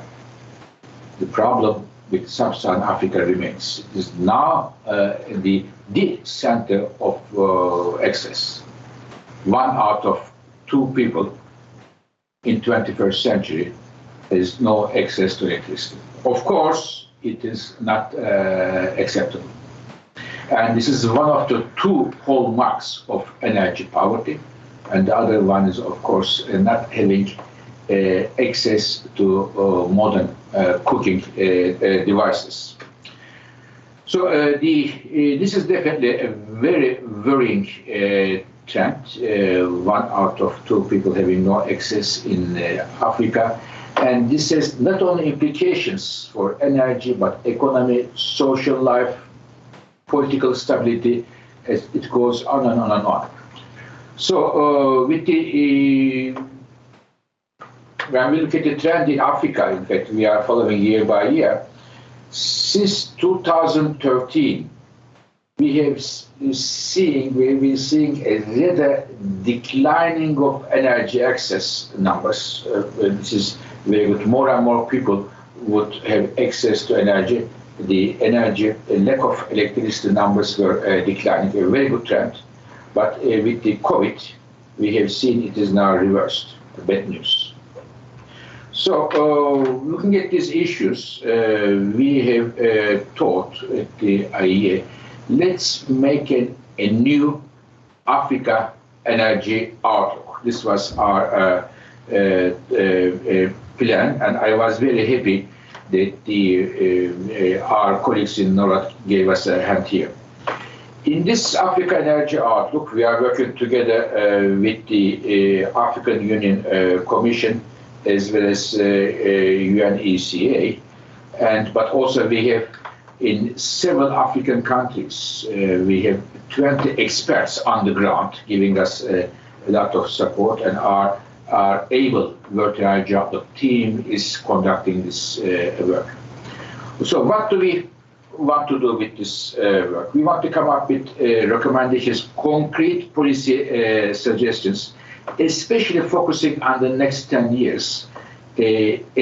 How we can achieve universal electricity access and clean cooking by 2030. This is number one. Number two, how we can have the African countries can reach their NDC goals, climate goals, while we are seeing about 50% of increase in the economy in those countries. So how do we fulfill these two major conditions? The access to energy and making it clean, reaching our climate goals while the economy is growing. This is very important for the International Energy Agency, while the economy is growing, while the prosperity of the African people are increasing. Now, my colleagues are working on the report. The report will come mid this year. But when I look at the report, if I have to pick up 2-3 points I wanted to share with you, which I think are critical. What is the fault line of reaching these targets in Africa? Having Africa with a full access to energy, economy is growing, and the energy is clean. This is the investment.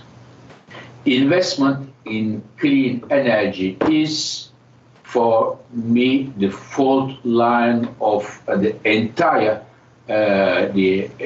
energy question in Africa.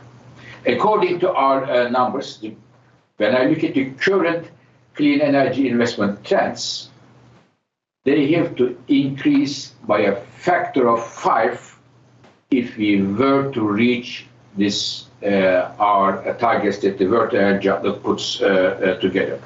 And of course, there are major challenges here. One of them I can tell you, the cost of capital. Cost of capital in Africa is about 7 times higher than, for example, in the Western markets. So, which is definitely not a good news to get the private capital. And I'm going to Egypt in a few weeks of time, having meetings with the president, government officials, and so on. And Egypt is this year holding the COP27 presidency. I will tell my Egyptian colleagues, I'm sure you will get a lot of suggestions. Please put this under your list, this priority, that priority. My main suggestion to them, I'm sure they will look at a list of issues, and some of them will come from COP26, from Glasgow. Some of them will be past the COP28 in the United Arab Emirates. But if I was Egypt, I would put how we can achieve mobilizing clean energy investment in Africa as the #1 priority, looking at our numbers as it is an enabler. The solar, huge potential. Wind, huge potential. Hydropower, huge potential. The hydropower capacity today in entire sub-Saharan Africa is as much as what you have in your beautiful country of Norway. The Director General gave a very good example on solar that we have been saying since some time. He mentioned UK, but I'll give you another number. Just think of the world map. Okay, Belgium, Sub-Saharan Africa. Sub-Saharan Africa, where you have the 40% of the global solar potential, and the solar power capacity in Belgium is about 50% higher than the entire Sub-Saharan Africa put together. It is incredible. It is one of the most tragic numbers I ever witnessed in the energy world. Huge solar potential. Second, very cheap. And third, as we said several times, half of the continent has no access to power. So therefore, solar is very important together with the others. But also, I want to note that in our report, we will also keep an eye on another issue, another potential that Africa has a lot for the immediate and the longer-term future, which is the critical minerals, which are very important for the clean energy transition. Electric cars, windmills, solar panels, and so on. Africa is very rich there. And we will also, in our report, not only the electricity part of the energy poverty issue, but we will also look at the issue of the clean cooking, where we analyze the role of LPG in detail. So to sum up our report, thanks to the support of NORAD and in good cooperation with the African Union Commission and UNECA, is coming mid this year with concrete suggestions on the access to energy 2030, full access to energy by 2030. And the second, while the economy prospers, how we can make sure that the choice of the government's utilities are the clean energy sources, and putting a lot of discussion on the nerve center of the problem, how to mobilize clean energy investments in sub-Saharan Africa. Once again, many thanks to you for inviting me here, and moreover, many thanks to NORAD for the great cooperation. Thank you.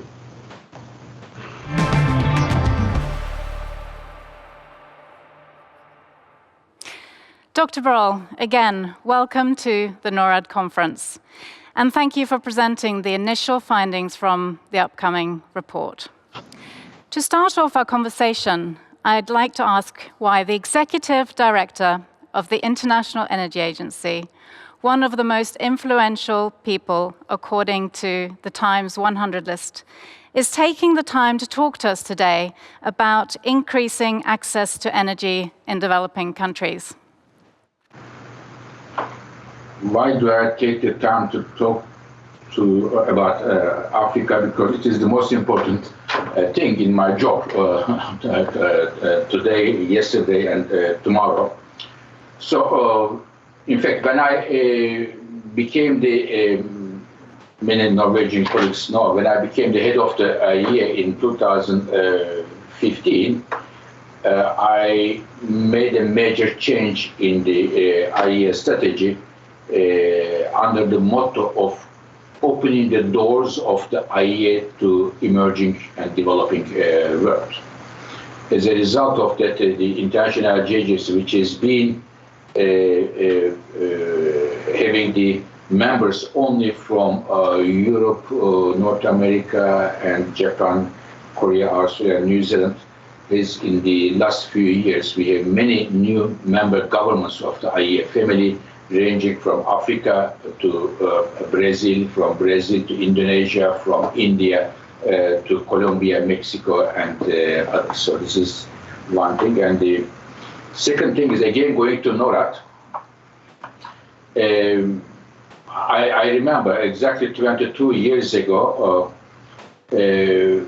I was in a conference, again, one of the big summits. People were talking about millions of people have no access to electricity.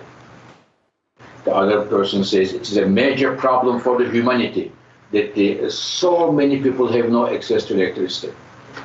Then I thought myself, at that time I was the head of the World Energy Outlook team at the IEA, and we were only 5 people in the entire World Energy Outlook team. And I thought myself, if the world takes this issue seriously, first we have to measure it. What is this millions? What is this so many people? And I wanted to start a project to every year to see how many people have access to electricity and how many don't, and next year what changed in which country. And of course, we didn't have resources, and I went to NORAD. I knew their work, and a good friend of mine at that time working for NORAD, Petter Norre, I said, Peter, can we get some support from you, from NORAD, to start with a project like this? And he was kind enough to, through NORAD, to support us. And since 22 years, International Energy Agency every year takes this as a priority, and country by country, we are looking at how many people have access to electricity.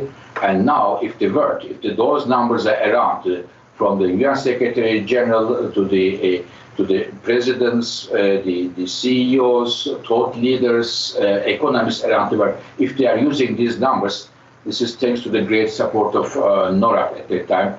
These numbers are used and produced by many people now, which is a very good news. But I want to see Africa even going beyond being in the international fora.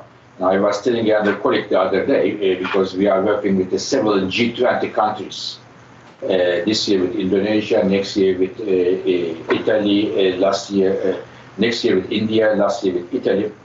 I was always thinking, I'm very happy to see many European colleagues and the European Commission there, and why not making G20 from G20 to G21, and having the African Union being a part of this debate. I thought it would be very good to have the African leaders becoming the part of the major international fora today. So these are some thoughts about Africa and some memories, good memories with NORAD, and once again, very many thanks for all your support. So we're a little less than 8 years away from 2030, by which time we should reach universal energy access. And we'll focus on cooking in a little bit, but first on to the electricity. And as you mentioned, we need to measure it. And according to the IEA data, around 150 million people gained access in Africa over the past decade. And we need to increase this rate by almost 5 times in the next 8 years to provide an additional 710 million people with access. Now, how do we achieve this? And how can limited grant funding from agencies like NORAD most effectively mobilize renewable energy, which you also said initially is just so critical in this topic? First of all, I believe Africa, when we look at the development, economic development history of different parts of the world, when you look at, for example, Europe, America, China, they had different phases of their economic development fueled by different sources of energy, and they all went through a phase of coal-driven economic growth. It's Europe, the US, and China. Africa may well skip that phase, and why? Because they have a lot of other sources, and second, those sources are very, very cheap, and therefore I see it will be coming. Now, we have the potential, renewable potential, and we have the political will in many, if not all, African countries to make most out of this potential, bringing electricity and the clean cooking to their citizens. What is missing is the right policies at home and international support for this journey to bring the lots of solar, wind, hydropower, and other energy sources. Maybe natural gas in some countries to power their economies. So the missing link here is the investments. As I mentioned before, the cost of capital is very high. Therefore, we need certain instruments here. And one of them is, in my view, the most important one, in my view, the MDBs, the Multilateral Development Banks, in my view, should clean energy investment is a #1 priority in their lending processes. It is not like that now. And I urge all the governments who are in the boards of those organizations to make sure that this is a key priority. And also there are also organizations like NORAD, and I think your support will be also important in terms of being a catalyst for the private money. Of course, keeping an eye on the governance issues there, it will be critical. So I see two big players here to address this fault line of the problem, which is the mobilizing clean energy investments. One, domestic right policies, putting the policies there, and the second, the international support, ranging from the multilateral development banks to the bilateral and the aid institutions such as NORAD, in order to playing a catalyst role to get the investments there. If we can de-risk those investments, the potential is huge because demand will grow. The resources are there, and if we can de-risk those investments through these instruments, it will be definitely very, very good news. Thank you. Now, the EU recently announced that natural gas, you just touched upon it, may be considered a transitional green energy. But given the climate crisis that we're facing, not everyone is supportive of financing new fossil fuel infrastructure. Could you elaborate just a little bit more on what you see the role of fossil fuels in sub-Saharan Africa to be? Of course. Now, first of all, I want to make something clear. The Europeans, Americans, Japanese, I don't know, the developed countries, Africa's contribution to the cumulative CO2 emissions is less than 2%, almost nothing. So we have to put this everything in a context, first of all, this is number one. And number two, Africa's top priority is economic development. And when we have all these cheap renewable energy sources, ranging from solar, the most important one, to hydropower, onshore wind, offshore wind, in some cases geothermal, they are all. We have to make the most out of this. But there may be some areas that the countries may well use natural gas for fueling their economic growth. Nobody can convince me, to be honest with you. Nobody can convince me that in Mozambique they are forbidden to use natural gas, where the huge part of the population have no access to electricity and they have just natural gas resources. Of course they should use, but they should do it in a way that they should know that it is, I'm talking about other countries, not only Mozambique, the infrastructure should be built in a way that it will not be long-lived, first of all.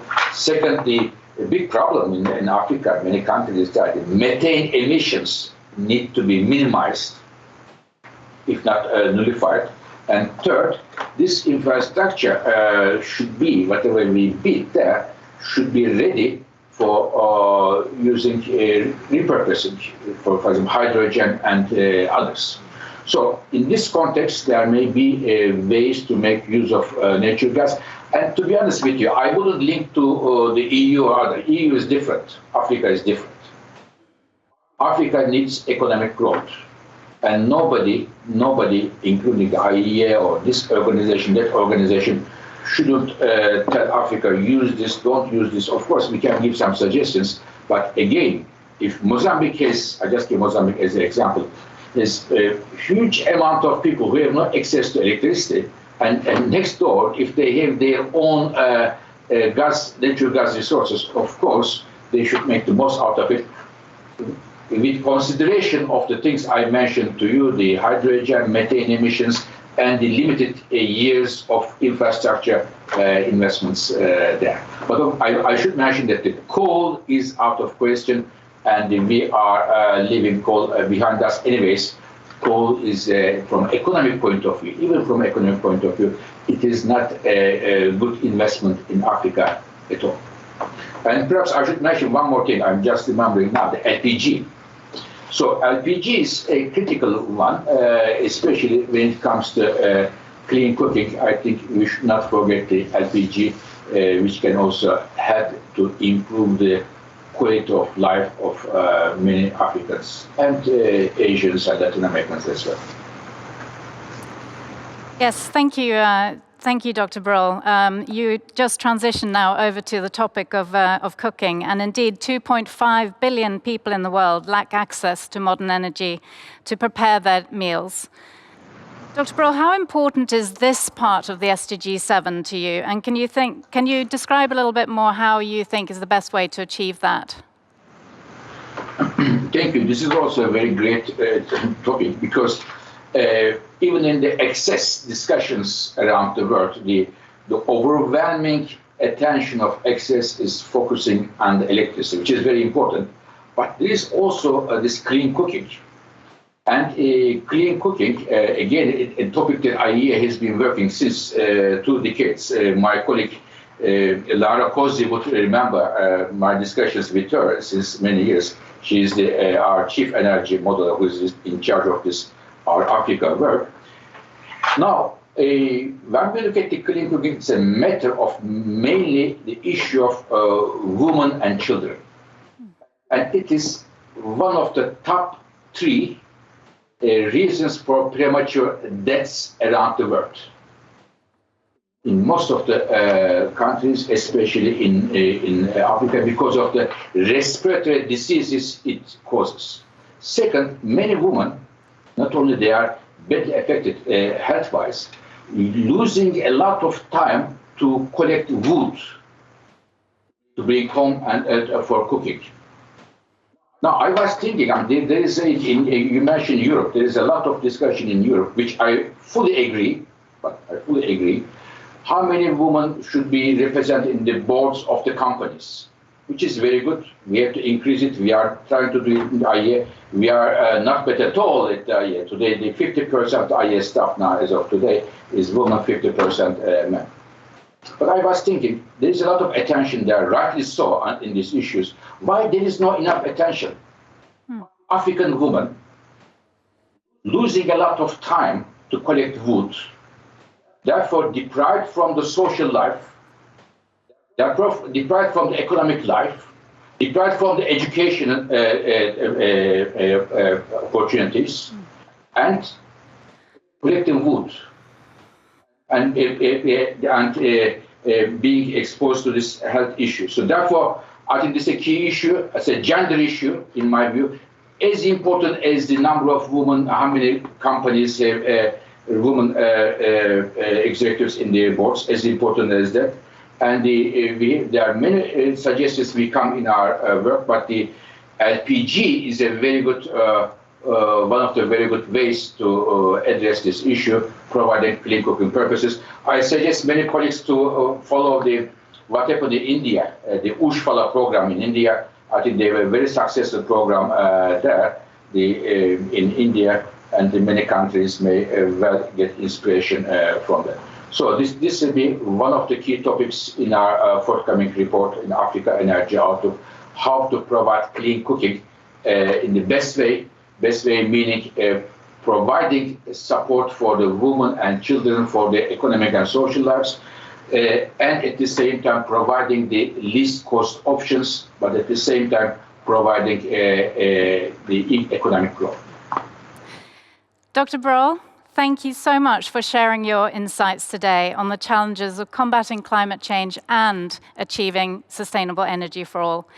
And of course, we look forward to the IEA's report on Africa's energy outlook to be published in the second quarter of this year. Thank you very much for.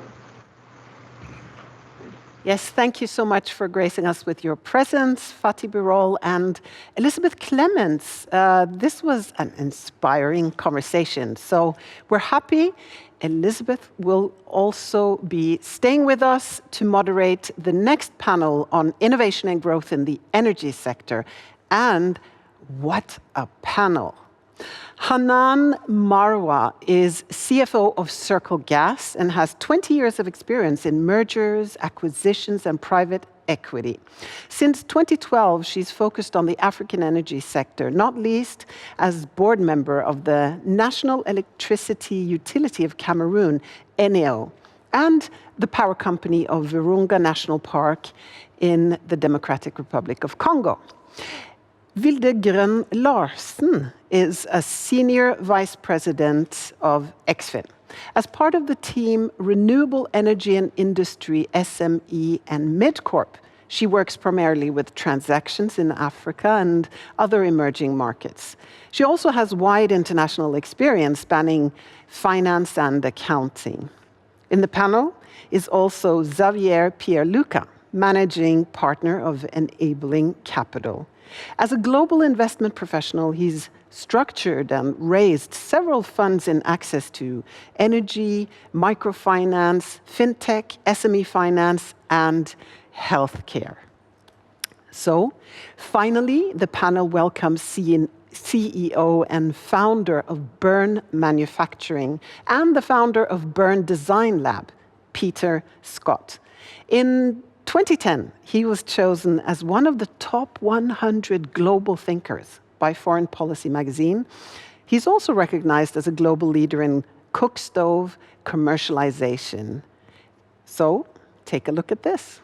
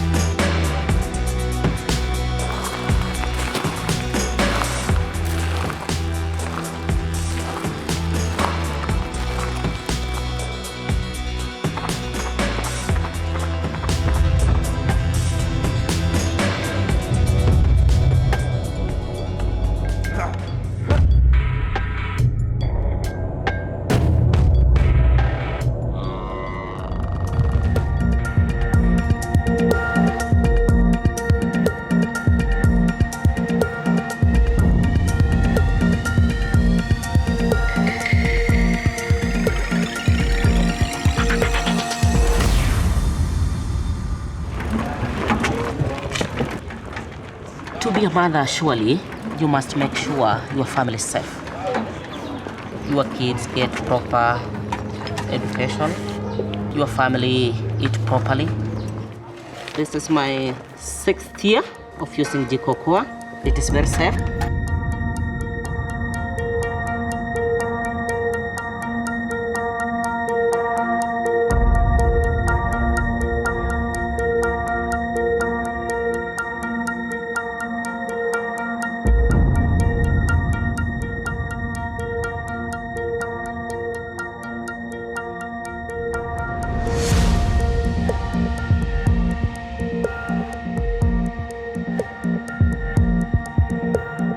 When I light it, the smoke is very reduced. I'm spending a quarter of the money compared to the old stove. You can buy books. You can maybe take your kids for a trip they can enjoy. Yeah, and that's a health family. I think so. It will help. I really like it.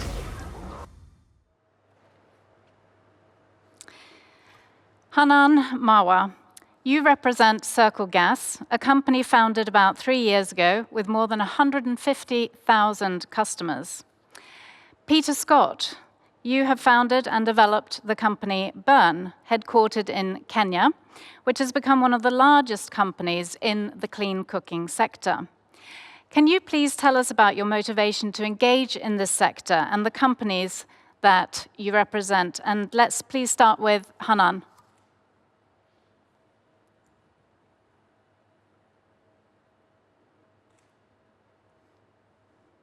Talking about the issues of clean cooking, and really the statistic that stands out most to me is that more people die each year from indoor air pollution caused by AIDS from clean cooking, from the lack of access to clean cooking, than die from AIDS, malaria, and TB combined.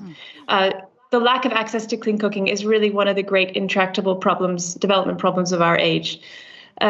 And of course, the trade in charcoal is a major driver of deforestation. And we know it's already been mentioned how many people around the world are stuck in this terrible situation.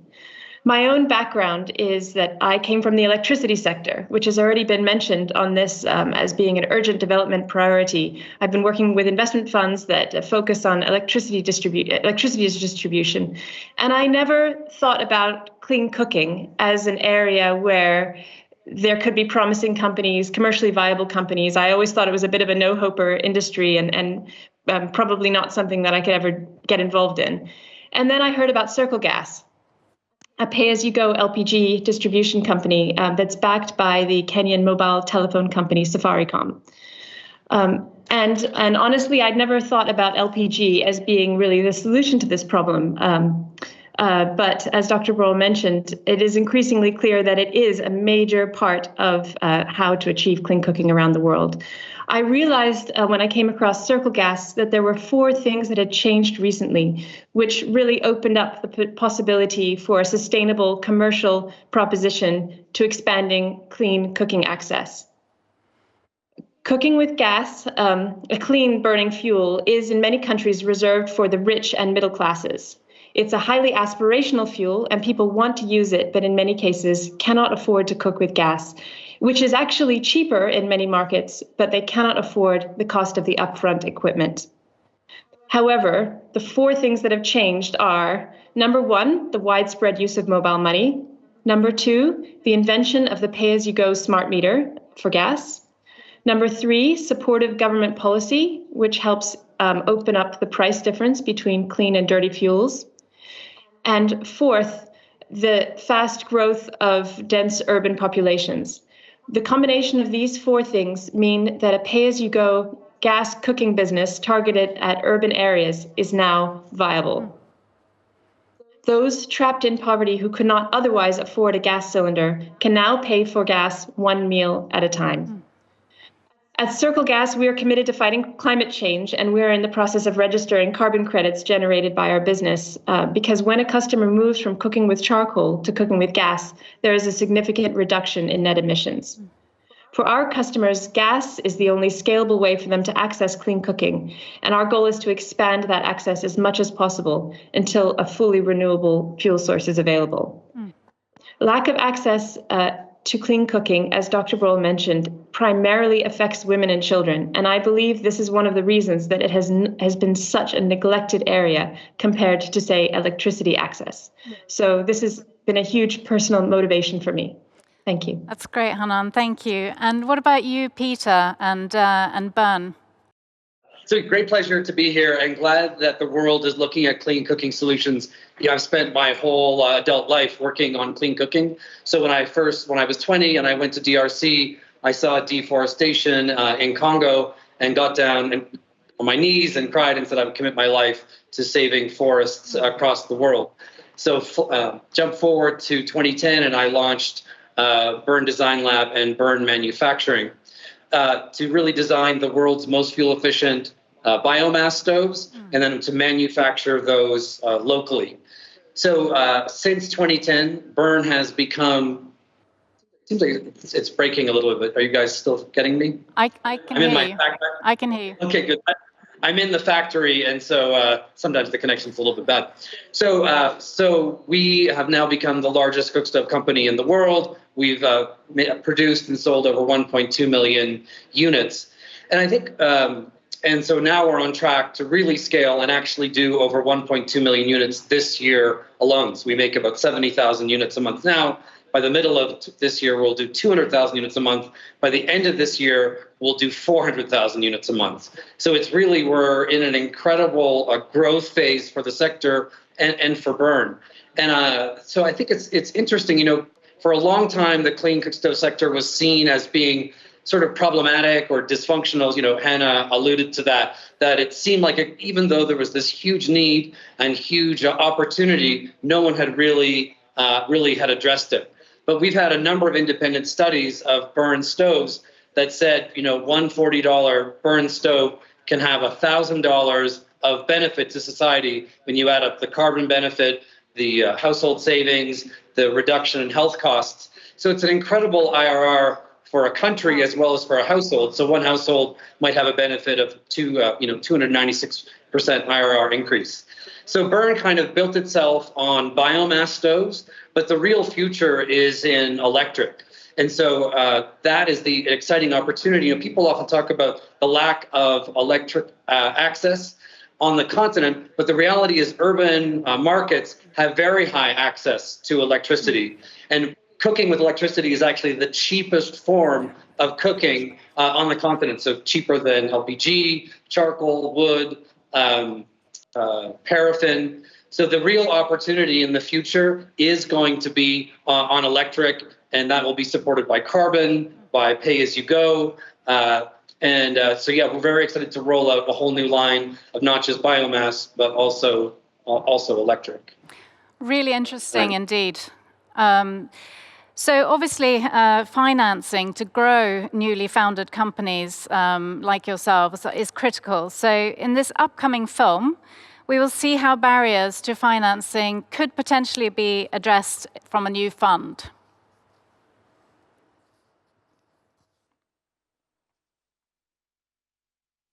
Today, 900 million people in Africa still use inefficient stoves and fuels for cooking, leading to 700,000 premature deaths for degradation and climate change. Meeting the UN's Sustainable Development Goals will require reaching the long elusive goal of bringing access to clean cooking for all. Fortunately, clean cooking solutions are becoming more affordable, in demand by consumers, and commercially viable due to innovative new technologies and business models. At the same time, Africa's clean cooking market is still nascent, and reaching the SDGs by 2030 will require a quantum leap in investments for developing, testing, and scaling new business models. We won't be able to bridge this investment gap through public funding alone. Attracting more private financing is required to build a vibrant clean cooking market. This calls for new and creative uses of blended finance that can stimulate private sector investment. As a response to this challenge, 4 years ago, the Clean Cooking Alliance set out to develop a fund that would blend capital from pension funds and other commercial investors with concessional capital from development institutions, and in doing so, serve as a model for future investment vehicles. With a market opportunity-driven strategy, the Spark Plus Fund would deploy primarily debt, but also equity and quasi-equity instruments to fill a critical gap in the financing landscape.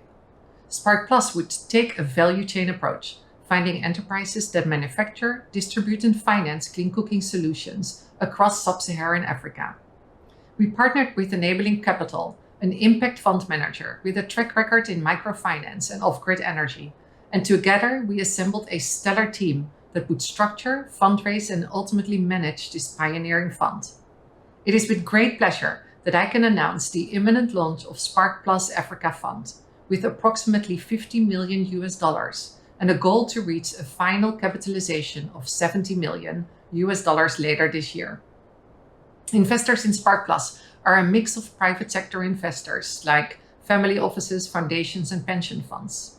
These investors would not have come in were it not for catalytic commitments from the public sector, with the African Development Bank serving as the fund's anchor investor and 5 additional public development finance institutions from the US and Europe approving investments in this first-of-its-kind fund dedicated to clean cooking. I would like to thank all of those who've made Spark Plus a reality. We appreciate the generous support of NORAD, the Dutch Ministry of Foreign Affairs, and the Osprey Foundation, each of whom have supported Spark Plus during its development. We're also honored to have been supported by the International Climate Finance Accelerator and the Government of Luxembourg. Pioneering initiatives like Spark Plus would not be possible without the patient and risk-tolerant grants from committed donors. The sector needs your continued support to build a vibrant ecosystem for Spark Plus investees to scale and to grow a pipeline of clean cooking businesses. This is an exciting time for investors and innovators in the clean cooking space, and for the millions of people in Africa and billions around the world that stand to gain improved health and well-being by adopting the clean stoves and cooking fuels that we all take for granted. Thank you.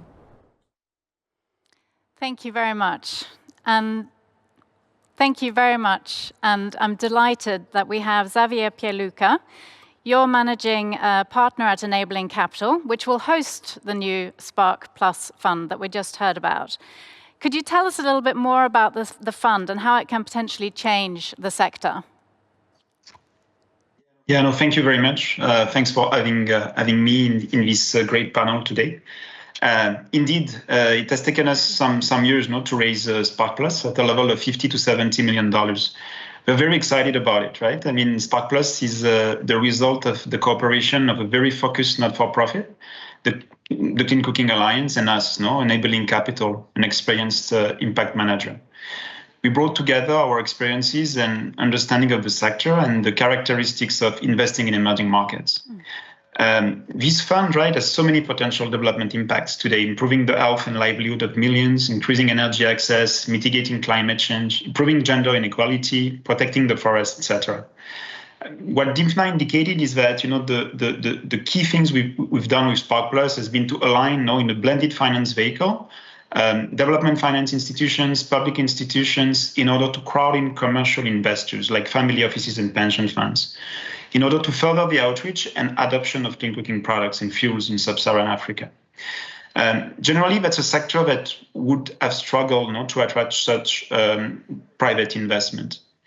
We believe the fund comes really at the right time now to support the development of the sector, and we're very optimistic, right? I mean, the sector is now composed of real entrepreneurs with a vision for the sector, like Peter, like Anna, that have described their business models that are extremely innovative, making use of technology, which is providing quality products and generating affordability as well to low-income customers, such as Pego solutions, right? We're very optimistic also because the growth of the carbon market will also act as a formidable driver and subsidy to further the outreach of clean cooking products. We are aiming to target, as you know, the low and the lower middle income segments of the population in sub-Saharan Africa. In order to do so, we need to understand that we have to focus our attention on the development and support of companies that are delivering distributed energy solutions. These are the solutions which leapfrog traditional infrastructure that we are all used to, of course, just as mobile telecom has done for communications in Africa and I would say other developing markets. In the context of clean cooking, instead of building pipe natural gas infrastructure, we are investing in smart solutions like IoT-enabled LPG, biogas, electric, ethanol, or biomass-based technologies. These are solutions which truly meet consumer needs and are adapted to the on-the-ground realities of the markets in which they are needed. Understanding the constraints and hurdles of delivering access to distributed energy solutions, Spark Plus will be taking a value chain approach, as DIMFNA indicated previously, right? We are targeting all of the key actors of the clean cooking solutions value chains to ensure the sector development. To achieve our mission, we will engage with a mix of financial instruments from long-term equity to shorter-term senior secured debt and accelerate the growth of early-stage companies that are exhibiting real potential like burn and circle gas, right, for scale and sustainability. We can provide and we will provide capital for corporate growth, to finance inventory, receivables, working capital, and we'll be working with manufacturers, distributors, and financing providers as well, or others who are enabling the adoption of clean cooking technologies and fuels.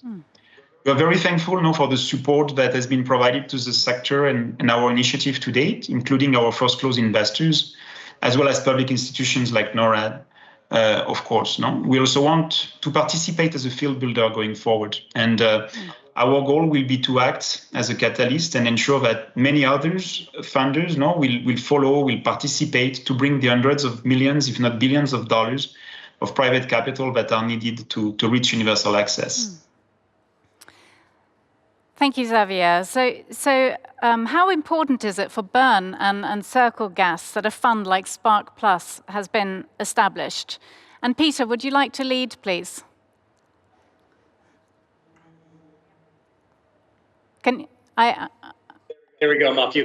Absolutely. You know, it's a critical support for Burn to partner with Spark Plus. So we're hoping to be able to announce a partnership and investment with Spark Plus soon. But yeah, for a very long time, there hasn't been funds in the sector because, again, as we talked about before, people saw the sort of dysfunction in the sector.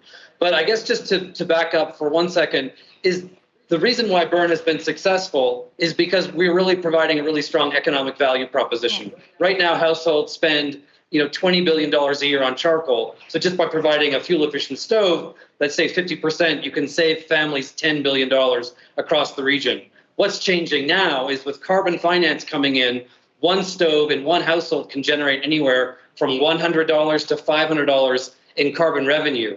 So cook stoves are no longer just a great opportunity for improving households, reducing deforestation, reducing indoor air pollution, all of those things. But it's actually now a great financial investment because one stove can generate so much carbon revenue. So yeah, the timing of the Spark Plus fund is great. It's going to be very catalytic. It's going to allow Burn to scale, which will allow us to then produce more stoves and generate more carbon revenue. So yeah, the timing could be not more perfect. That's a great point, Peter. Thank you. The economic value proposition is so important. Hanan, what about you? How important is Spark Plus for Circle Gas? Thanks. Fundraising for a clean cooking company, however promising, is a big challenge because even for development finance institutions, it sort of falls between the cracks of various funding and investment buckets.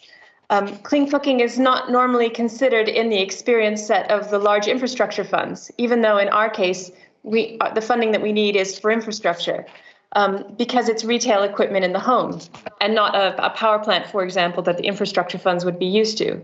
It's not considered attractive by the consumer funds, even though it's a consumer-facing product, because its energy and the consumer base has very low income. And banks normally require much more scale and track record in order to be interested.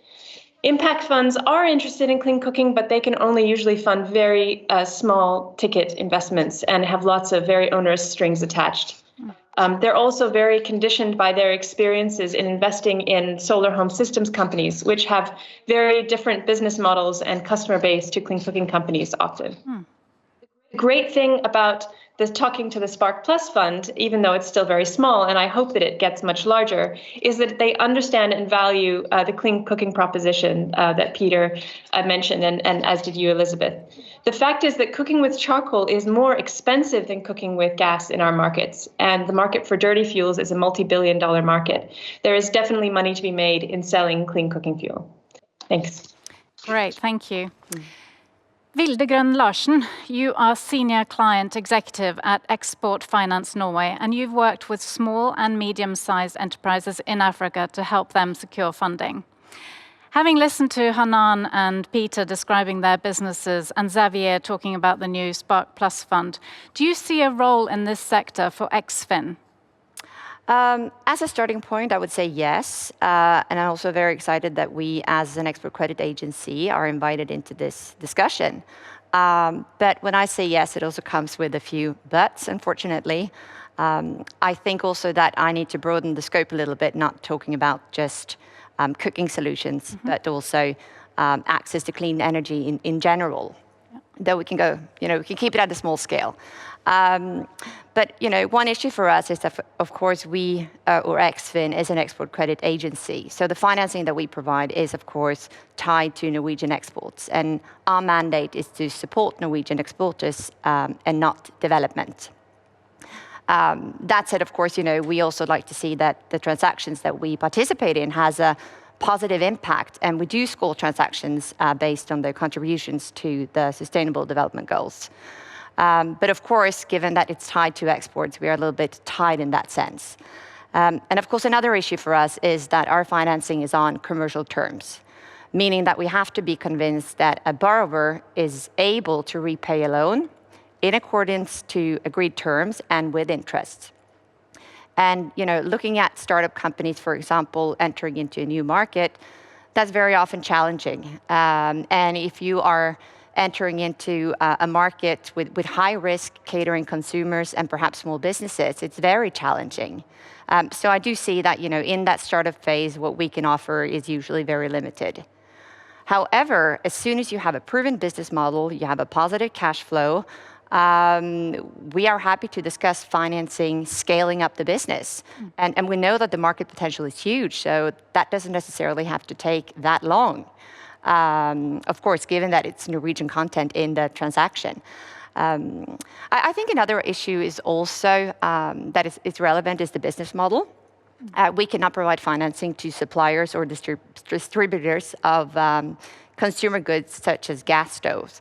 But if, for example, you are renting out or leasing out equipment, it can be gas cylinders, it could be perhaps also pay-as-you-go systems, but more so perhaps off-grid solar solutions to small businesses and institutions, etc. We can provide financing to suppliers based on rental and leasing contracts if they're tied for a few years. And of course, we see this as a change in how businesses operate, that you see more goods and technology being offered as a service rather than being sold as a good. And I also think the benefit, if you manage to combine this business model with financing in low-income countries, you also provide access to technology to consumers, businesses, and institutions that they would not be able to finance if they had to buy it, but they can use it on a rental or service basis, which is also what Hanan talked about earlier, giving access.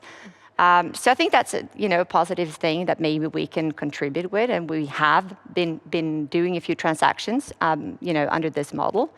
I think another thing that is also sometimes challenging for us is the size of the transaction.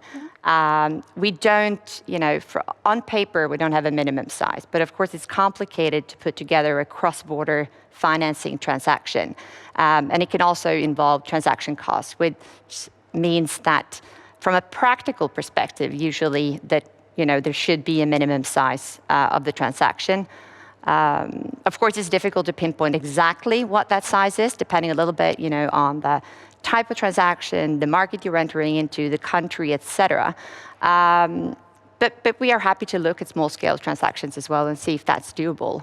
But of course, if you're moving on to more larger scale ways of supplying and providing access to clean energy, talking about perhaps a mini-grid catering for a whole community, including businesses, institutions, households, or it can also be perhaps off-grid solar solutions to businesses and perhaps also consumers, then I think export financing can be a very relevant instrument.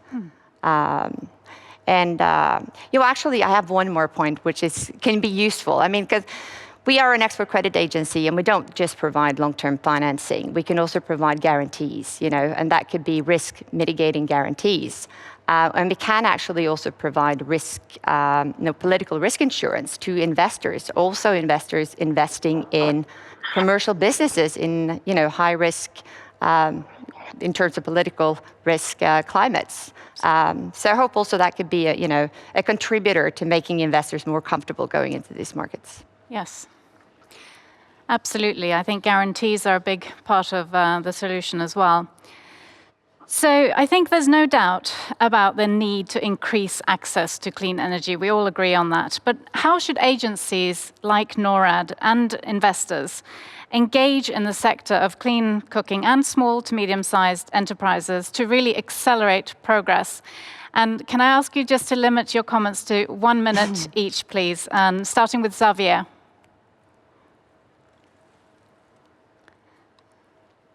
Okay, if I cannot unmute myself, it's going to be shorter. Thanks. The quantum of funding necessary, right, to achieve universal access is significant. So we are already greatly appreciative of the financial and strategic support that NORAD is already contributing to the sector so far. What we believe, right, is that NORAD could play a further role by engaging in the provision of technical assistance to SMEs operating in the clean cooking sector and doing it alongside investors such as Spark Plus. We have found in the past that technical assistance can be more effective if it can be deployed in close coordination with the debt or equity investment, basically. TA coupled with long-term investment allows to tackle key strategic issues as well as operational improvements with long-term projects, versus TA that is implemented on a standalone basis, which often result in engaging in much needed but shorter term projects only, right? Yeah. Another aspect, where Norad can play an important role is in making the pipeline of companies more investable by supporting them with smart subsidies via result-based finance. Like the State of Modern Energy Cooking Services report from 2019 from the World Bank shows, in addition to quite a lot of private sector investment, if universal access is to be achieved, we will need an even greater amount of public support, right? Like smart subsidies. This is particularly true if the private sector is to reach beyond the urban consumer into less commercially viable markets, right, including those who are extremely poor in rural areas. Thank you, Xavier. Vilde? Yes. Well, as I was mentioning or talking about before, I think the startup phase is very difficult for many companies. And I think in order to serve the demand, I think we need a lot of more newcomers coming into this market on the supplier side. And I have a lot of businesses coming to me with great solutions, but they spend years and years trying to, scatter together financing. So I think perhaps if, and the Spark Plus fund was very interesting to hear about. But I think, getting, green funds or grants or development grants to provide support in that initial phase could be very, very relevant. Yeah. Yeah. Thank you. And Peter? Yeah, I think Norad can support through funding grants and R&D. So we just completed a Norad grant that helped us launch into West Africa. And so those operations will soon be profitable. So that type of grant for new markets, R&D, pilots are super critical. I think to bring cooking to the real bottom of the pyramid in rural areas where people are on less than $2 a day, they're never going to be able to afford a $40 product. So it's going to require subsidies, RBFs, to be able to get that price for a wood stove for the 600 million people that were going to continue to rely on wood down to a reasonable price. And we've shown that lowering that price really allows the uptake of super fuel efficient wood stoves to increase. The other is for electric appliances. It requires a big asset financing play. So if we want to roll out electric appliances to 2 million households, we'll require about $100 million of asset financing. So, but the great thing about it, as I said, is that can all be backstopped with carbon. So that $100 million investment will actually generate more than $1 billion return. Right. Thank you. And last but not least, Hanan, any advice from you?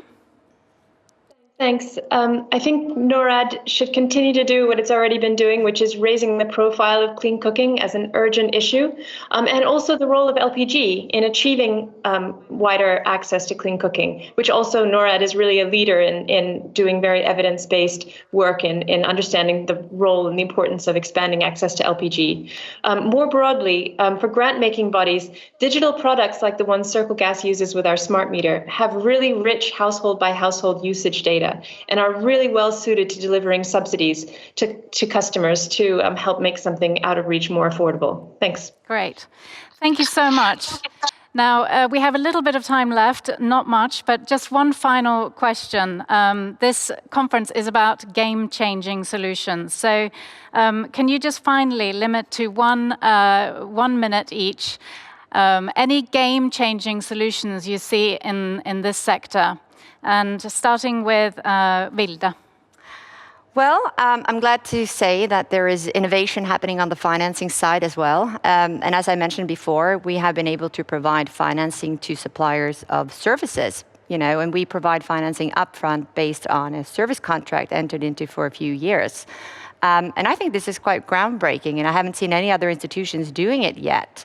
So I think that's great. And that said, there are already quite a few initiatives and more focus on finding solutions to finance small-scale off-grid renewable energy systems. So I think, perhaps we will see more transactions like that. And I just saw one recently that was financing a company in Kenya, I think, small business providing solar systems to homes that were able to actually get financing from a development bank for that investment. Great. Thank you. And what about you, Peter?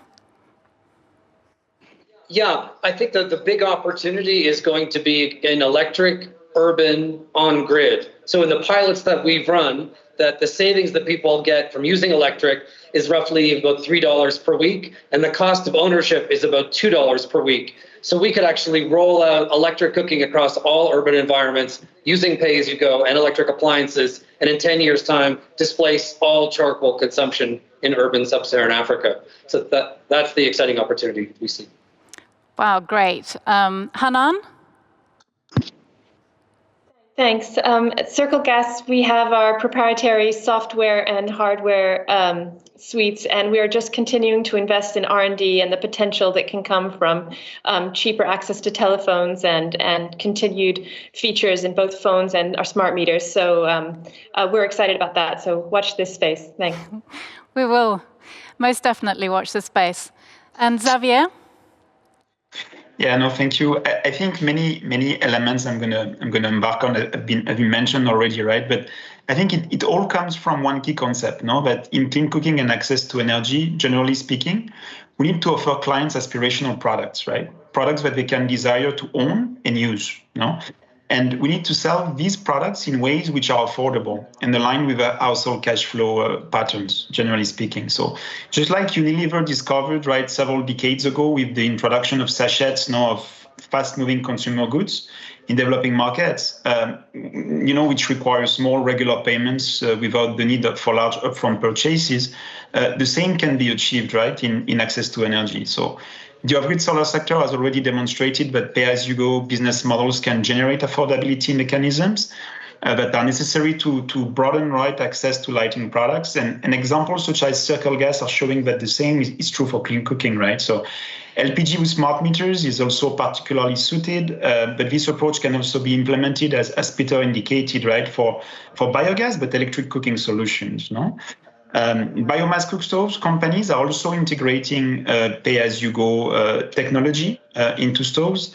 And with Spark Plus, basically on our end, right, we're going to focus at opportunities throughout the sector that relies on fuels and fuel sales tech-enabled appliances as well. We believe, nevertheless, right, that efficient stoves will keep playing an important role, especially with the state of the carbon market, as Peter indicated.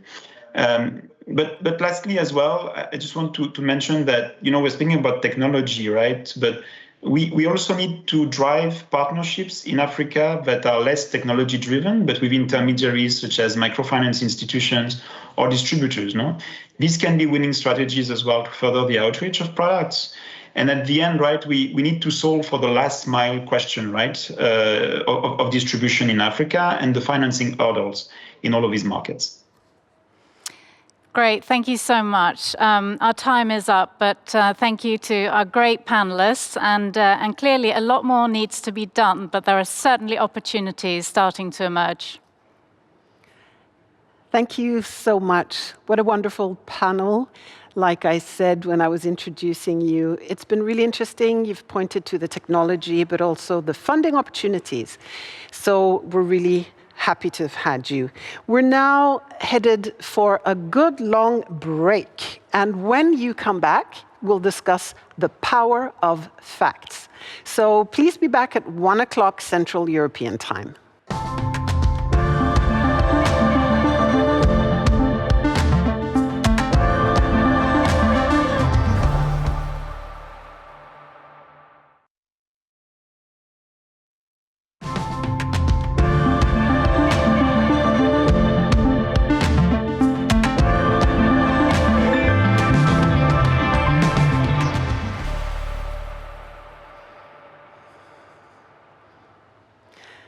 Hi, everybody.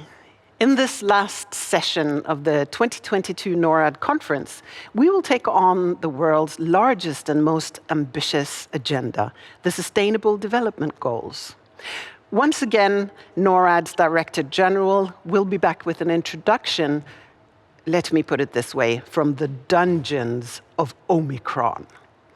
His message today is that no matter the challenge, solutions must be knowledge-based. Facts, truth, both at the heart of NORAD's strategy. And looking back in history, it is this mindset that has led to many human advancements. On the corner of Broadwick Street and Poland Street in Soho, London, there's a small landmark. A water pump without a handle. A strange landmark, I think, but it tells a story. Right down the street from the pump, there's a pub called Jon Snow. And I must add, this is not the Jon Snow from Game of Thrones. It's nothing to do with Game of Thrones.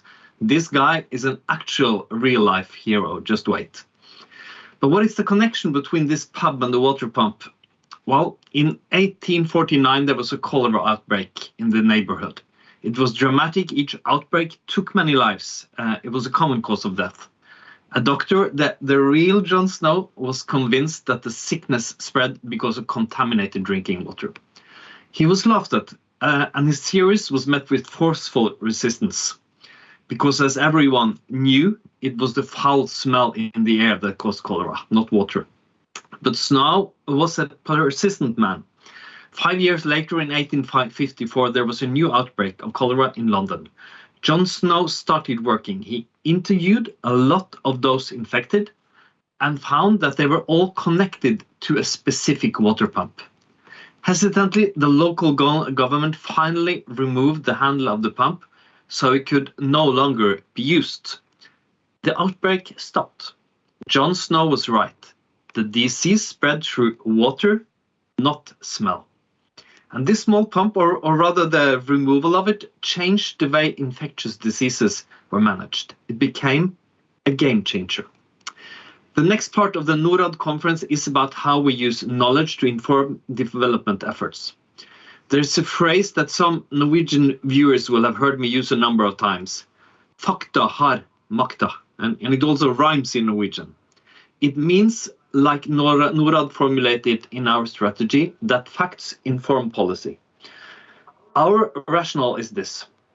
Development aid is a very limited resource. Total global ODA is less than the Norwegian annual national budget.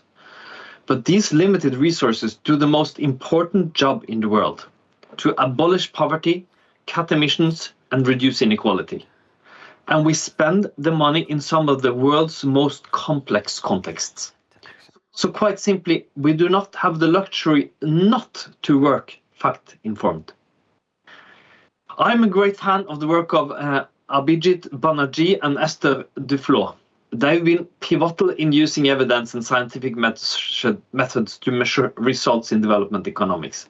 For instance, they and others showed through systematic research and randomized control tests that direct transfers of capital can break the vicious cycle of poverty.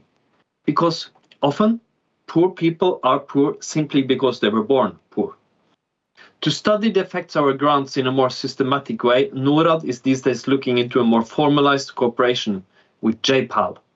JPAL is a research center specialized in studying impacts of social programs and is directed by Esther Duflo, who you also will be hearing more from today. We will also be hearing from Ola Rosling, co-author of Factfulness, on the importance of getting the facts right and why we also too seldom do. So we need the facts, but the facts are not enough. We also need to let facts inform policy. For that, we need, amongst others, a vibrant public debate. And we don't have enough of that, rather the opposite. Norwegian development aid is approximately $5 billion. And I can't think of any $5 billion spent by the Norwegian government that are less debated in this country. But that's actually why we're here also today. This conference with 1,700 registered attendees is one of many efforts by Norad to create platforms for discussion and platforms to let facts inform policy. Yes, indeed. Let facts inform policy and let policy inform action. Esther Duflo is our next guest, and she's from the Massachusetts Institute of Technology, co-founder and co-director of JPAL, the Abdul Latif Jameel Poverty Action Lab, and herself, professor of poverty alleviation and development economics. Her topic today is effective and equitable climate action under the title Good Economics for Warmer Times. Welcome to the conference, Professor. Welcome. Today I'm going to talk about a good economics for warmer times, evidence for effective and equitable climate action. My name is Esther Duflo, and I'm the professor of economics and one of the founder and directors of the Jameel Poverty Action Lab at MIT. In the summer of 2020, we could have thought that there would be a new urgency on climate change as the sky of San Francisco was becoming bright orange, as people understood the scope of potential catastrophes in the middle of the COVID-19 crisis. There was a silver lining that perhaps this would awaken a conscience that doing something for climate change was urgent. And yet, by the time of the Glasgow conference, it was pretty clear that this urgency seemed to have largely disappeared. So why is that? Well, the problem is that the discussion of climate change is a very difficult discussion for three reasons. The first one is that most of the responsibility of climate change comes from developed countries. The second problem is that they are not the ones who are going to suffer from climate change the most. And the third is that when faced with a crisis, they will act on their citizens first. And that all makes it very difficult for them to come together to deal with this problem, which is never considered to be urgent enough to really systematically change policy and activities at the international levels. So let me elaborate on these 3 points a little bit. The first one is that the emissions responsible for climate change are mainly due to the behavior of rich country citizens.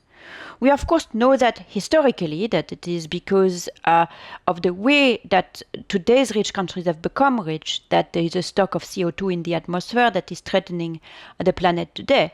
But even today, people are saying, well, you know, China is responsible for a lot of the emissions. India is responsible for the emissions. That's correct. But China and India are warehouses for the world. And the reason why they emit so much is because they produce a lot. And if instead of looking at emission from the places where things are produced, and we are looking at emissions that are used to create the goods that people are consuming, we have something called the 10-50 rule, which is 10% of the highest polluters are responsible for about 50% of global emissions, and the 50% lower emitters are responsible for 10% of global emission. The second problem is that the cost of climate change will be felt in the poorer part of the world. Why is that?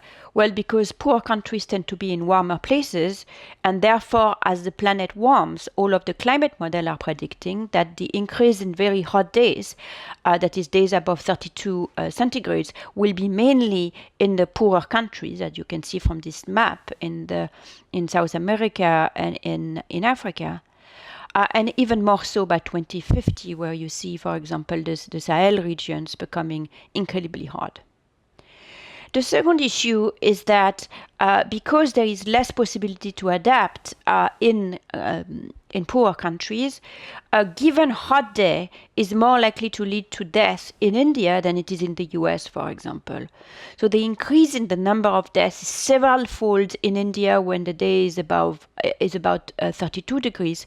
And we see much smaller changes in the US, mainly due to the widespread availability of air conditioning. All these two things combined means that the mortality cost in the next 20 years will be mainly experienced in countries that are poor today. In fact, there will be mortality gain in Sweden, Norway, for example. And even more so by 2050, where you're seeing the Baltic countries benefiting by avoiding very cold spell, and the north of Africa and the Sahel really suffering. Now, all that would be bad enough, but not as bad if it was possible to mount an effective response, perhaps due to a sense of collective responsibility for our shared planet. But what we've seen is during the COVID-19 crisis is that rich countries always put their citizens first when confronted with a crisis, even in irrational ways. So let's look at the COVID-19 crisis. The reaction from the Western world was really underwhelming. On the one hand, as you can see on the left graph, they spent trillions on their own economies, but didn't mobilize the funds that would have been needed to spend money on the poorer countries. As a result, the fiscal response designed to help people to cope with the crisis was much more effective and present in the rich countries than in the poor countries. Second, of course, as everybody here knows by now, the world was really incapable of getting poor countries, in particular in Africa, vaccinated against COVID-19 crisis. Even as of today, you can see that the African continent has much less of the vaccine supplies or secured vaccine than the rest of the world. And then when I'm saying this is irrational, this of course is irrational because the more unvaccinated people are around the world, the more there are opportunities for the vaccine to change and therefore to come back and infect the rich countries. So if the rich countries are not able to come together to help our planet when it is in their immediate self-interest, then there is a big risk that there won't be when there won't be this immediate self-interest, like in the case of the climate, unfortunately. So we really need to consciously break the malediction of inaction, and we need to do it now, before it is too late. What does this mean? Number one, the world must meet climate finance commitment to the low and middle income countries. Such commitments do exist. Funds are needed for adaptation and mitigation. Yet the promises made at the COP in Copenhagen of $100 billion annually were certainly not met and not really formally renewed in Glasgow so far. Second is, in order to fight climate change, we need to develop ingenuity. Of course, there is technological ingenuity that is going to be essential, and there is a large reliance on technological solutions in climate discussions. However, technology alone is not going to be sufficient. Often, the purely technological solutions is disappointing in real life, as shown in randomized controlled trials of home weatherizations in the US or energy consulting in India that were conducted by JPL affiliates. On the other hand, the good news is that behavior and policy change are important and they are also possible. For example, in Gujarat, we found with other researchers that better regulatory enforcement reduced industrial pollution. And work showed that payment for ecosystem services reduced deforestation in Uganda, which is a possibility and a template for future works along this line. The third point is very much like we cannot rely on technology alone, we cannot rely on ESG funds alone. At the Glasgow conference, much hope was put on climate finance. Climate finance is great, but there is absolutely no guarantee that climate finance investment will lead to real reduction in emissions. Ultimately, the monitoring of the impact these funds used for carbon offsets, which are often financed by ESG funds, is poor. And in particular, it often goes to solutions that are technological solutions whose impact in real life has not been proven. And as we just saw, when these solutions are deployed in real life and evaluated, the results are often disappointing.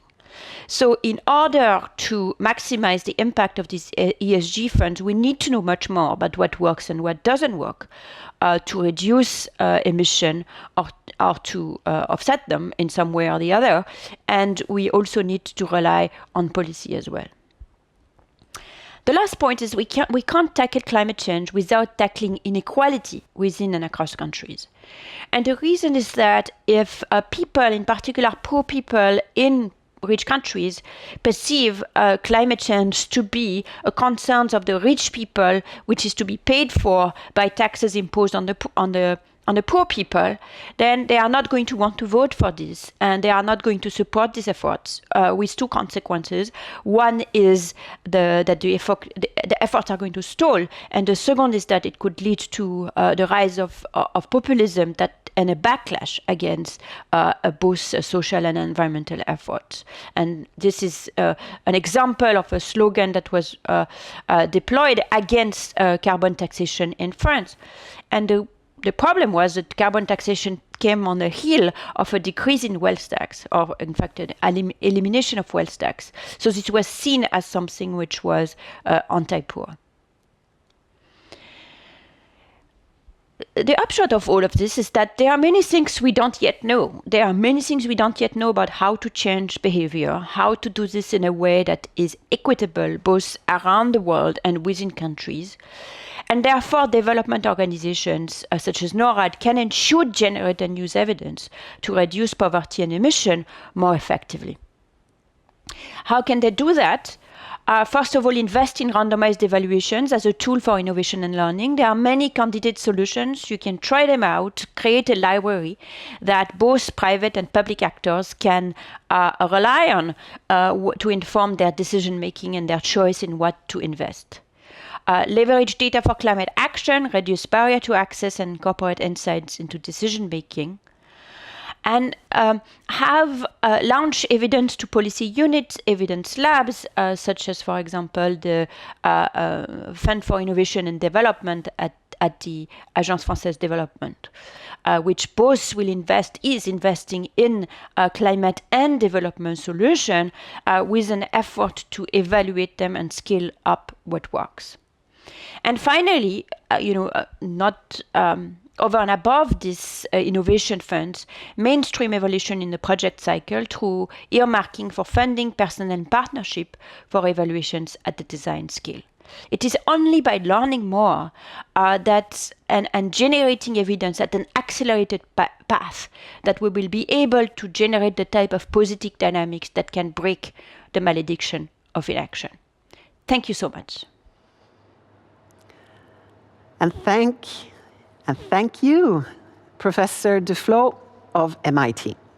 Now, we're honored to announce the attendance of Bill Gates, co-chair of the Bill and Melinda Gates Foundation.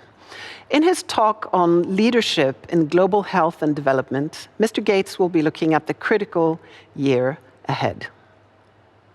Hello, everyone. It's a pleasure to join you. Thank you to NORAD for extending the invitation. And thanks to all my fellow speakers for drawing attention to the Sustainable Development Goals, which are now due in only 8 years. I particularly want to commend the government of Norway for its impressive global leadership, both before and during the COVID-19 pandemic. From your generous foreign assistance every year to your support for a wide range of critical health and development issues, Norway is a model for the world to aspire to. Your backing of some of the most effective institutions in global health has been essential to the progress we've made over the past 20 years. Norway is an original Gavi donor. It's also one of the founders of CEPI, as well as its host, and our foundation has been honored to work alongside you to accelerate vaccine R&D around the world, especially during the pandemic. Norway has also been a key donor to the Global Fund to fight AIDS, tuberculosis, and malaria, and the most generous supporter of the fund on a per capita basis. Your additional contributions to the COVID-19 response mechanism have been critical to ensuring we don't lose ground on existing epidemics while fighting this pandemic. We hope you will continue your strong record of support during the fund's replenishment this year. With only 8 years until the SDGs are due, we need 2022 to be a year of action. It's going to take everyone, governments, philanthropies, nonprofits, and the private sector, committed, focused, and working together to meet our collective goals by 2030. That's especially true given that COVID-19 has set back progress on many fronts. The pandemic reminds us how essential health is to all of the Sustainable Development Goals, including eliminating poverty. We've seen how waves of infections have forced lockdowns, damaged economies, and plunged millions back into poverty. These effects have been experienced disproportionately by vulnerable populations, and we've widened the gaps in gender inequality. The inequity has been compounded by the fact that despite having great vaccines, far too few of the people at high risk in low-income countries have gotten their first shot. Our unequal distribution and funding for infrastructures reinforced that difference. To reach the SDGs by 2030, including ending poverty, the world must be much better prepared for the next pandemic. We can't afford to get caught flat-footed again or to have another inequitable response. This means building a system for accelerating the global supply of vaccines, one that can make more doses and allocate them more equitably. We also need better tools to contain the outbreaks when they come along. We need more readily available rapid testing, more genetic sequencing, see variants, and more disease surveillance that will catch the pandemic in the early stage. The good news is that by investing in these public health tools now, we can minimize the likelihood of another COVID-19. And these investments will bring benefits during non-pandemic years. These systems during peacetime can track and fight the other infectious diseases that remain a huge burden in low-income countries. Of course, even as we work to end this pandemic and prepare for the next, we need to focus on another crisis, climate change. This year and every year going forward will be critical to that fight. As I said in my recent climate book, we need to invest now in game-changing innovations that can reduce greenhouse gas emissions and give everyone access to clean, affordable, and reliable energy. We also need to support adaptation, helping people deal with the negative effects of climate change that are already here. By giving them better seeds and other tools, we can minimize those impacts. Reaching zero emissions by 2050 will be one of the toughest tasks humans have ever accomplished. But I remain optimistic we can get it done. At COP26 in Glasgow, I saw a great deal of enthusiasm and intense engagement behind green innovation. And I think the world is waking up to the fact that we need bold, collaborative action right now to reach those goals. Here again, Norway has been a strong leader. Your pledge to double climate financing and triple support for adaptation efforts by 2026 will hopefully inspire other nations to step up. The more boldly we act now, the more likely we are to succeed in the long run. If we work together and build the innovations and systems we need for the future, I believe we can both avoid future pandemics, curb climate change, and also achieve the SDGs to create a better, fairer, and healthier world. It won't be easy, but nothing worth accomplishing ever is. And I'm very glad that all of you here are part of this collective effort. Thank you. Big thank you to Bill Gates for attending this year's NORAD conference, and not least for his call of action that goes out to all of us. Now, our next speaker is an avid defender of fact-based information. In 2014, he coined the term factfulness and later co-wrote the Factfulness book, which was launched in 2018. Ola Rosling is president and co-founder of Gapminder Foundation, which he founded together with his wife Anna and his father Hans. Now, Gapminder believes in making education about the SDGs as Sustainable Development Goals, less ideological and more fact-based. Thank you for joining us, Ola Rosling. Thank you very much. So that was a great introduction. Yes, the anti-ideological profile is really what I want to emphasize here. And I can show that the knowledge that we're conveying and the facts we're working with are pretty neutral. I do that by testing people's knowledge. And I sent out a test to many of the participants. And today, now here, I'm going to show the results of how people answered. Those were 9 ABC questions, and this was the first one. We're going to look at your results and compare it with the data. Let's start with this one. 30 years ago, 56% of the world's population lived in so-called low-income countries. What is the share today? Is it A, B, or C? 9%, 35%, or 60%?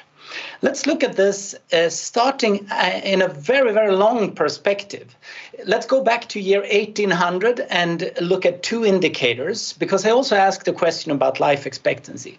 This is the World Health Chart, one of our free teaching materials that is used across the world in classrooms to show a fact-based worldview. It's like a world map. You can see all the countries back in 1800, far before development really took off. Back then, most countries had a life expectancy below 40 and very low incomes. Norway is quite high there. It's the small bubble at the very top, actually. And you will see it soon bumping up. No, it's on top of Germany there in 1800. But the important thing with this world map is that it changes. Let's play the first 100 years in just 10 seconds. Sorry, like this. There we go. So during 1800 until 1900, the world changed. You can see Norway and Sweden and Iceland leading the world there to the right, and Denmark having longer lives than anyone else. That was the Spanish flu. And here we are now in a world in 1960. After the World War, the world looked like this. And this is one of the fact questions I asked you about life expectancy. Back then, 55% of humanity lived in countries where life expectancy was below 50. What is the share today? That was one of the questions. And let's play forward now and see how the world continued changing during the next 30 years or so until year 1990, okay? You can see already by 1990, slightly before the HIV pandemic, most countries had reached above 50 in life expectancy already back then. And here's the second question I asked: how many countries today are in low income definition by the World Bank it was? I didn't mention that in the question, but I'll get back to that. In 1990, that's not so long time ago, right? 58% of humanity, the vast majority, lived in a country classified as low income. How many are there today in such countries? Okay, we play forward and you can see how majority of the countries who used to be low income have now reached a middle income level. And if the world continues with this GDP per capita growth, roughly after the pandemic, we're going to have a world where almost no country are on the level where low income was defined. And this change, which I just showed you, where there are no countries left below life expectancy 50, and there are hardly any countries left, 9% of humanity, in so-called low-income countries, compared to what people answered. Okay, so here are the results when I ask this question. Correct answer now we know is 9%, of course. And actually, together with Ipsos 2 years ago, we asked this in 32 countries. And here are the results. On average, 7.2% of people picked the right answer. in Saudi Arabia more than elsewhere. But of course, the uncertainty of these kind of polls are not perfect. Consistently, though, across all the countries we tested, people, when they hear low-income countries, they assume it's a lot of people. Very few pick this option. On an ABC question like this, it's actually quite easy to pick the right answer compared to the result. If you ask a monkey an ABC question, they have a 33% chance of picking the right answer. Monkeys would score better than humans in all the countries where we have tested. Okay, so wait. This means that humans are not just randomly guessing, right? They are not just picking A, B, or C like the monkeys do, because if you do that, you're going to score 33%. To score less than random requires misconceptions. And these are the kind of systematic misconceptions that we measure. When we say low-income countries, people think of something like developing countries, which is completely not defined. And then they assume a majority of mankind live in these kind of countries. In their minds, people don't have multiple categories. They think about poor countries and rich countries. When someone says poor countries, do they mean Poland, Brazil, Tunisia, Philippines, or Malawi? In Malawi, there are still lots of kids who don't go to school, where in Poland, every child goes to school. It's an enormous difference of what we mean when we say poor and poverty. And that's why I asked about low-income countries. Let's just look at the results. Here are your results. 360 people of you answered. Of course, the most knowledgeable and busy, they didn't have time to answer. But those who answered scored, unfortunately, worse than Saudi Arabia and the Emirates. 14% managed to pick the right answer. Congratulations, you're pretty knowledgeable. Actually, you shouldn't compare yourself with monkeys. I know you don't like that. You actually like to rather compare yourself with Swedes. Like me, I'm from Sweden. 7% of the Swedes picked the right answer. So in this sense, Norway, at least this audience here today, is twice as knowledgeable about the low-income miracle that has happened because these people moved to middle-income countries. And 14% of you picked that right answer. Here are the number of people who picked the wrong answer in all the countries in your audience. Look at your results, 59% of you. Imagine that the number of people in so-called low-income countries increased. You know that the population in the world increased. And when someone says low income, you think that's all the other countries, pretty much the non-Western countries or something, and you know population increased that. And you completely miss that 75% of humanity live in middle income countries, ranging to down in Bangladesh, for example, all the way up to Brazil. And then a country like Chile is actually a high-income country. But most people don't get that. We fail to realize when the world is changing. And when the world goes through what Norway, it took 100 years for Norway to go through that change, and the world does it in 40 years, we completely miss it. We don't realize why industries are now escaping Europe and flourishing in the rest of the world.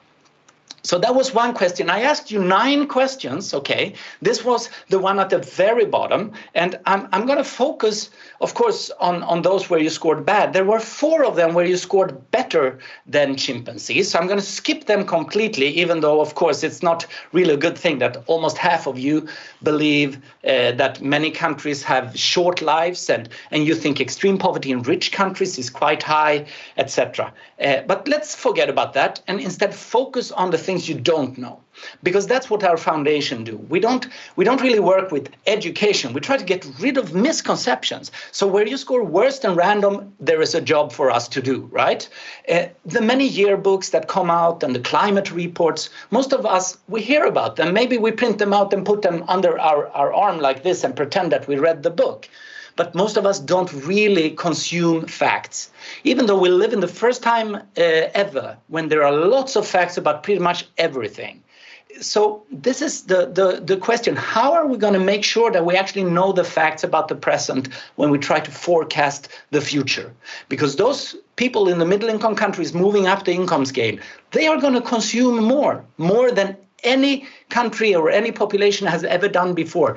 The real world market is coming next. What we've seen so far is only the trailer, okay? So, but what did you answer wrongly? Well, you had the low income misconception that it increased. And then also there is another question there where I asked, where are people least satisfied with their lives on average? And a majority of you, just like the public when we ask, they think that in high-income countries, people are least satisfied. There's a complete misconception. And I know people don't like to think that more money makes you more happy. And of course, there's not such automatic correlation. But if you look at the data, when you ask in pretty much every happiness study that has covered all the way from low income to high income, you see a very, very strong pattern. I want to show this over time because it's such a highly sensitive topic. In our culture, in Sweden and Norway, we don't want money to make you happy. We want to refuse any statement that claim that money makes you happy. But when we do that, we fail to realize why 6 or 7 billion people on Earth are struggling to get as rich as we are. Look at Norway to the very far right. You're not the happiest in the world, that's Denmark. But you see this strong correlation. At the same time, there is a huge difference on the same income scale, as you can see. This was in 2006, and since then the UN has been collecting with Gallup quite good data. It's not perfect at all. Look at the pattern. When countries get richer, I'm going to play this forward up till a few years ago, and you can see now that as the countries get richer, actually many of them fall down. So there is not a clear automatic correlation. Look now, when they move forward, many of them are moving up and down, and India is definitely moving down as on average it is getting richer. Many people in India are not experience a richer life. They didn't share this income with everybody in the population. So of course, I'm not claiming that there is a simple correlation between money and happiness, but there's a good reason for people trying to get richer. Within these countries, the people with higher incomes are often happier, and in general, people strive to get more money, which means there will be more overconsumption, whether you like it or not. And that brings us over to the next topic about climate change. Let me show you this now instead of aggregated country averages. Here is a way to look at the data of number of people on different income level, dollars per day. I play it from 1800 just to get the big picture. Back then, most countries in the world were low-income countries if the definition had existed. Norway, Sweden were low-income countries. All the time up to the First World War, Second World War, a majority was low-income countries. Then middle-income countries, orange and green here, start to evolve. And not until the 70s, there were a portion of countries, this is when I was born, 75, there were two humps in the world. There were the rich and the poor, right? And instead of country average, we must see that within every country there is a huge difference. You can see in 2006 that the two humps have disappeared roughly, right? You can see the big hump in the middle now moving out of extreme poverty, and in 2022 we don't have a divided world. We don't have the poor and the rich. The 7 billion people are there in the middle. In extreme poverty, people are still lacking antibiotics and vaccines because they live in the poor tail in middle-income countries or in the low-income countries in the lower majority of the population. Here to the left, you see. But while we're looking at the left, you can see this part of the screen here where people have a very low income. That is the concern of bringing people out of extreme poverty, where fertility rates are huge, populations are still increasing. That's one side of the world. There they need economic growth. Up on the other end of the world, level 4, we call it here, high-income countries, we can see, I'm going to play this forward with a rough forecast I made with IMF GDP per capita growth to try to predict how many people are going to come up to this level of high income where we are, which means more CO2 emissions during the next couple of years. Just play it quickly forward. And you can see that now, during the next couple of years, if I'll try to change the color here to regions instead. You can see that in this part of the world, my computer is locked. Let's skip that, and you can do that on the website.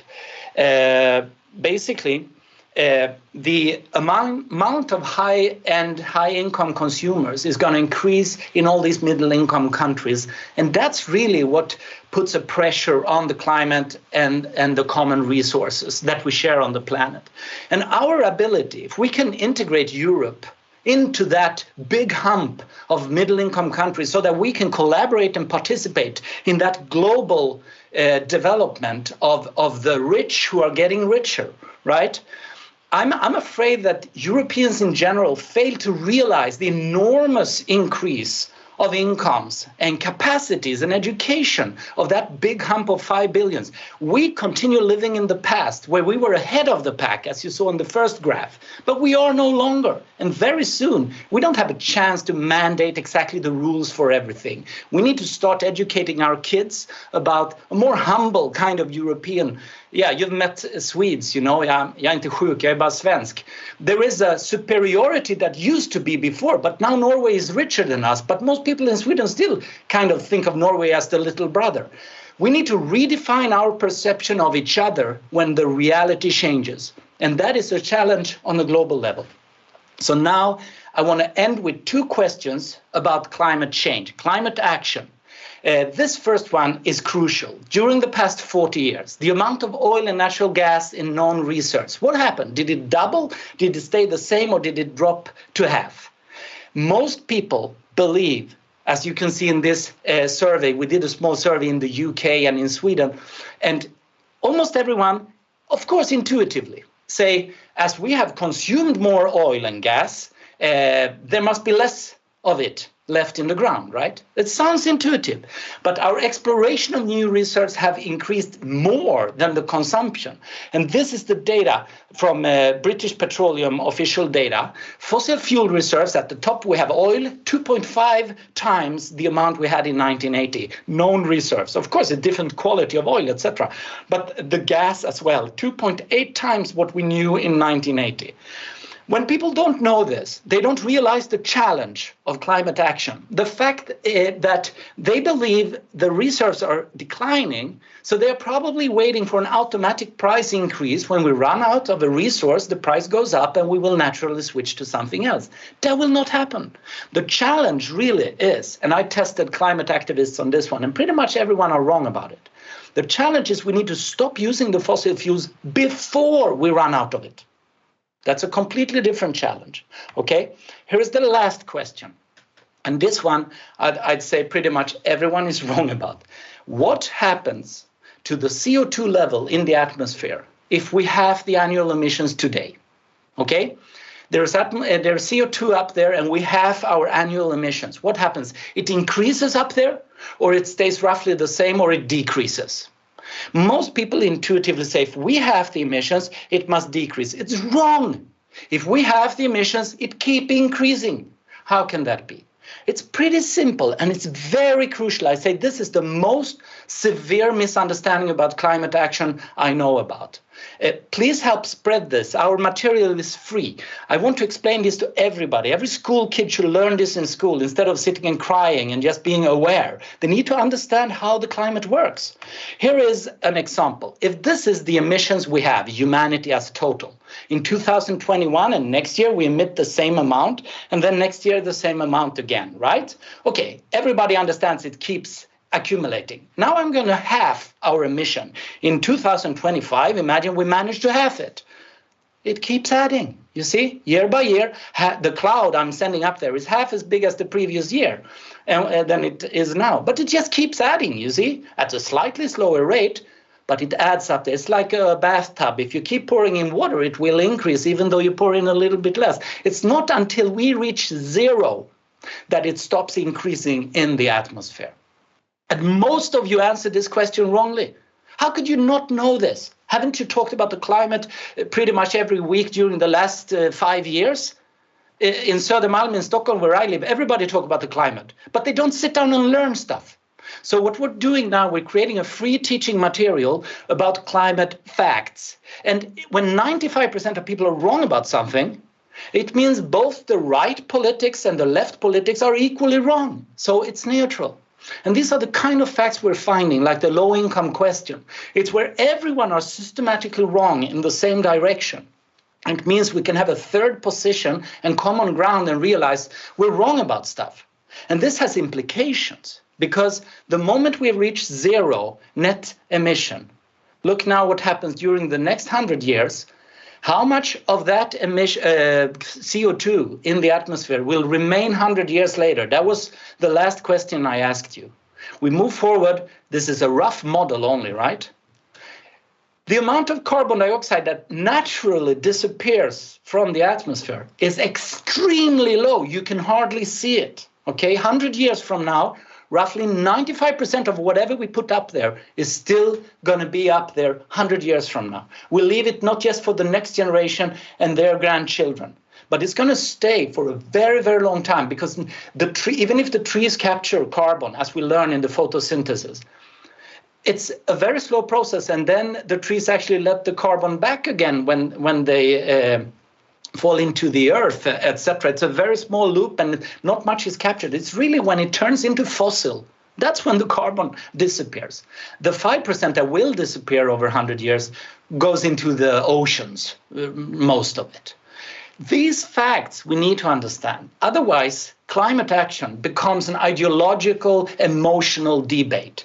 We need real infrastructure changes to have a real energy transformation. And that needs to happen at the right end of the income scale, while the people at the poorest end, those in extreme poverty, are able to have economic growth with whatever means it takes. I'm ready to say, yes, they have to burn fossil fuels to get out of extreme poverty, because extreme poverty is hell.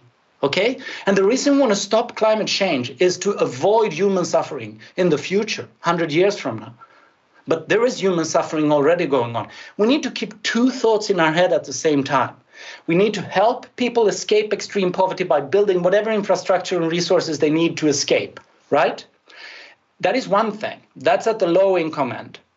At the high income end, we need to change our lifestyle, because we are the people who emit the emissions. We shouldn't confuse our emission with the people in extreme poverty. And this, I think, is a major challenge when it comes to the aid community in the future. To keep your head apart and say, okay, what applies to Swedish lifestyles must not apply everywhere else. You need to look at the data and compare the proportions. And this I don't see in how we're debating the global climate and the kind of pressure we try to push on everyone else, even though the high-income consumers are the emitters and the people who really exploit natural resources. So I'm trying to compile all these facts and make it possible for organizations, governmental agencies, and now I hope really by participating here today, I would like to see Norway to be the first fact-based country in the world. Because I've been trying to push Sweden for a long time, SIDA and UD, etc., to be the first ones. Some people there are really positive, but really to sit down and learn a lot of facts. It takes a lot of time. You know, when you got the driving license, you had to learn all the theory and all the rules for the traffic, and no one does it for free. I think organizations today in a changing world need to require learning from their employees to make sure that we can rely on collective wisdom when we try to forecast the future. Today, we're very far from that, and that's what we're trying to show with Gapminder. The misconceptions out there in the public also exist in this eminent audience who is watching this presentation here today. So please be humble and curious about the world. You're pretty wrong about a lot of things. Thank you very much. Thank you, Ola, for your myth-busting. It was very energetic, informative, and fun. So, we've talked about the pandemic several times during the conference because it has demonstrated a setback for many development efforts. Based on that, the last panel today will be discussing the pandemic as a driver of inequality. Now, we have the following participants in the panel. Director General of Norad, Bård Vegar. Solhjell might be down with Omicron, but he will surely be alive and kicking in the panel. Joining him will be Dr. Ayoade Alakija, co-chair of the Africa Vaccine Delivery Alliance. She has served as Chief Humanitarian Coordinator of Nigeria and is newly appointed Special Envoy to the World Health Organization ACT Accelerator. In the panel, we also have Administrator of UNDP, Achim Steiner. He has for decades been a global leader on sustainable development, climate resilience, and international cooperation, not least as former leader of the UN Environment Programme. And we have to welcome back Senior Advisor Nikolai Hegertun, who was here previously moderating a panel. He's also back. Enjoy the talk. Thank you, Asta. The title of this last section is The Pandemic as a Driver of Inequality. And as mentioned, the pandemic has really exposed disparities between the haves and have-nots in this world. And this inequality, both within countries, but also between countries, is now plain to see for anyone. But the questions that we like to address now is what can development assistance or development cooperation do about this? And I want to start with you, Dr. Alakija. Historically, we've conceptualized inequality by looking at income distributions. But at the moment, it seems that inequality is just as relevant for us to understand the ongoing efforts to deal with the pandemic, for example, or even the climate crisis.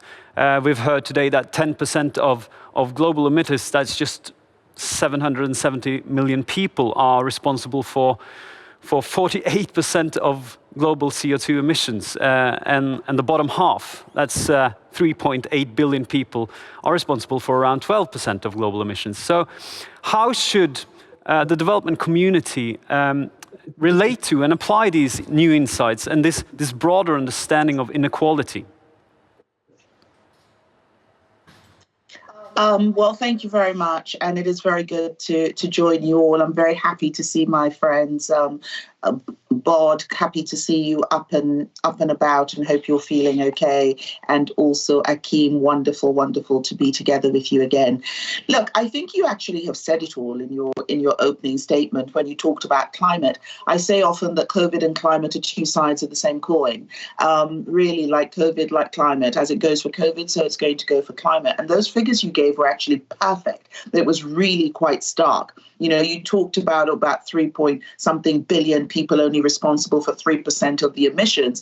And we also have exactly at this moment about the same exact number of people, about 3-point-something billion people, also having no vaccines, whilst the others who are also responsible for all the emissions have all the vaccines. So when climate change is being discussed and when we're also funding for climate, it is also again going to be turned on its head. We are seeing the same issue go round and round. And the global pandemic has really revealed the international linkages between nations and societies, and the numbers of cases and even the way we measure cases.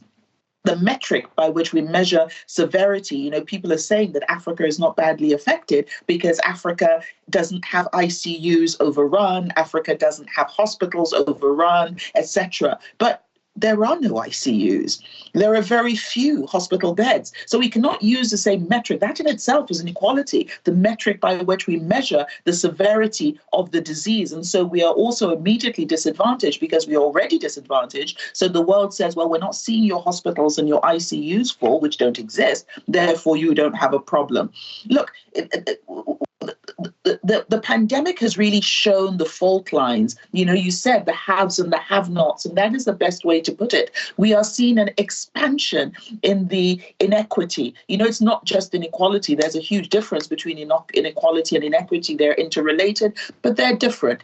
And we are seeing a fracturing of this world along those lines. You know, we in the pre-talk, myself and Achim were talking about the beginnings of this year, which are really quite shaky. You know, they're shaking one. As you hear, you know, of the talks of what's going on in Eastern Europe, you hear, you know, of coups in Western Africa, and you also hear the rise of Omicron. And, you know, Omicron, by the way, also now has a subvariant. As I say, it now has children and grandchildren. So we don't know that this thing is over. And it most certainly it's not over for most of us. So all those situations we're talking about, they're caused by a feeling of inequality. They're caused by a feeling of a lack of inclusion. And so inequality is much wider than just income distribution. Anders earlier was talking about income distribution and high income countries and more people are now in a lower middle income countries. I would disagree with some of that analysis, is that more countries might have moved, but the sheer numbers of people have not really moved in any way, shape or form. That's my initial response. Mr. Steiner, you worked extensively with both global challenges such as the environment and the climate, but also very much with country-specific development. And how would you like to address this broad spectrum of inequality that we're seeing now? Thank you, Nicola, and good to join you. And Bart, good to see you. And despite COVID, good to have you with us. And thank you also for the invitation to join this. And I think Dr. Alakija just laid out the spectrum already. And I think from where we look at inequality today, and UNDP in 2019, with the Human Development Report, took this issue actually very much to the core of our whole development discourse. It was that report on beyond income, beyond averages, beyond today. And I think what is stark in understanding not only inequality in its phenomenology, which we can measure in different ways, I think increasingly what we are seeing also is that inequality has an extraordinary corrosive force in our societies, because whether you look at it globally, the numbers are well known. We live in an extremely unequal world, and it's just gotten a lot more unequal as the pandemic progressed. And the same is actually true within countries. So for much of UNDP's daily work, it is to help governments appreciate, first of all, who are those who have been left behind? Secondly, how are you able to assist them to not be structurally trapped in this poverty that they find themselves in? And I think in our development arena, we need to understand also that inequality very quickly translates into something that has to do with a sense of justice or injustice, and also insecurity. So much of what we're witnessing today in our evening news around the world, when people go onto the streets, start protesting, when we see coup d'etats, when we see implosions of state institutions and even social contracts across many countries, and notably not only in poor countries, but also in developed and middle-income countries, because inequality is that corrosive force that begins to tear at the fabric of a society. So much of what we have to focus on is, first of all, to understand who are the people and why are they continuously stuck in this cycle of poverty, and sometimes even people who escape extreme poverty. This is one of the most disconcerting figures. 40% of them fall back into extreme poverty. Why? For instance, because there is no healthcare system that provides a basic health insurance. So for many people, when their father, their mother, their son, their daughter falls ill, all the savings are essentially deployed in order to rescue that individual. And so the whole family falls back into extreme poverty. It's just one more aspect that the pandemic has in many ways amplified, but also put a spotlight on. And I think in the way that we move forward is that we have to recognize that poverty is not the price of development. There was a kind of chronology of, first of all, you industrialize, you urbanize. Yes, inequality is a price that comes with it, and later you correct for that. Look at our world today. Look at how many parts of the world societies are falling apart. That kind of chronology of trickle-down development, which it was called in the 70s and 80s, still persists in some ways in the way we approach the issue today. It simply is no longer tenable, neither at national level, nor really as a global family of nations. And that is, I think, the core challenge to all of us who work in development. But let me also emphasize, in the political leadership, in the geopolitical perspectives of crisis management, in the security outlook on the world, we live in a profound age of human insecurity. Thank you. Bård Vegar, Director of Norad, I'd like to comment on this as well. How is this diagnosis that we are hearing here changing your perspective on global development and progress? And how is Norad dealing with these questions of inequality? Well, first, thanks to Akim and Jodi for joining us. Great to see you. And I'm doing fine in isolation here back in my home so far.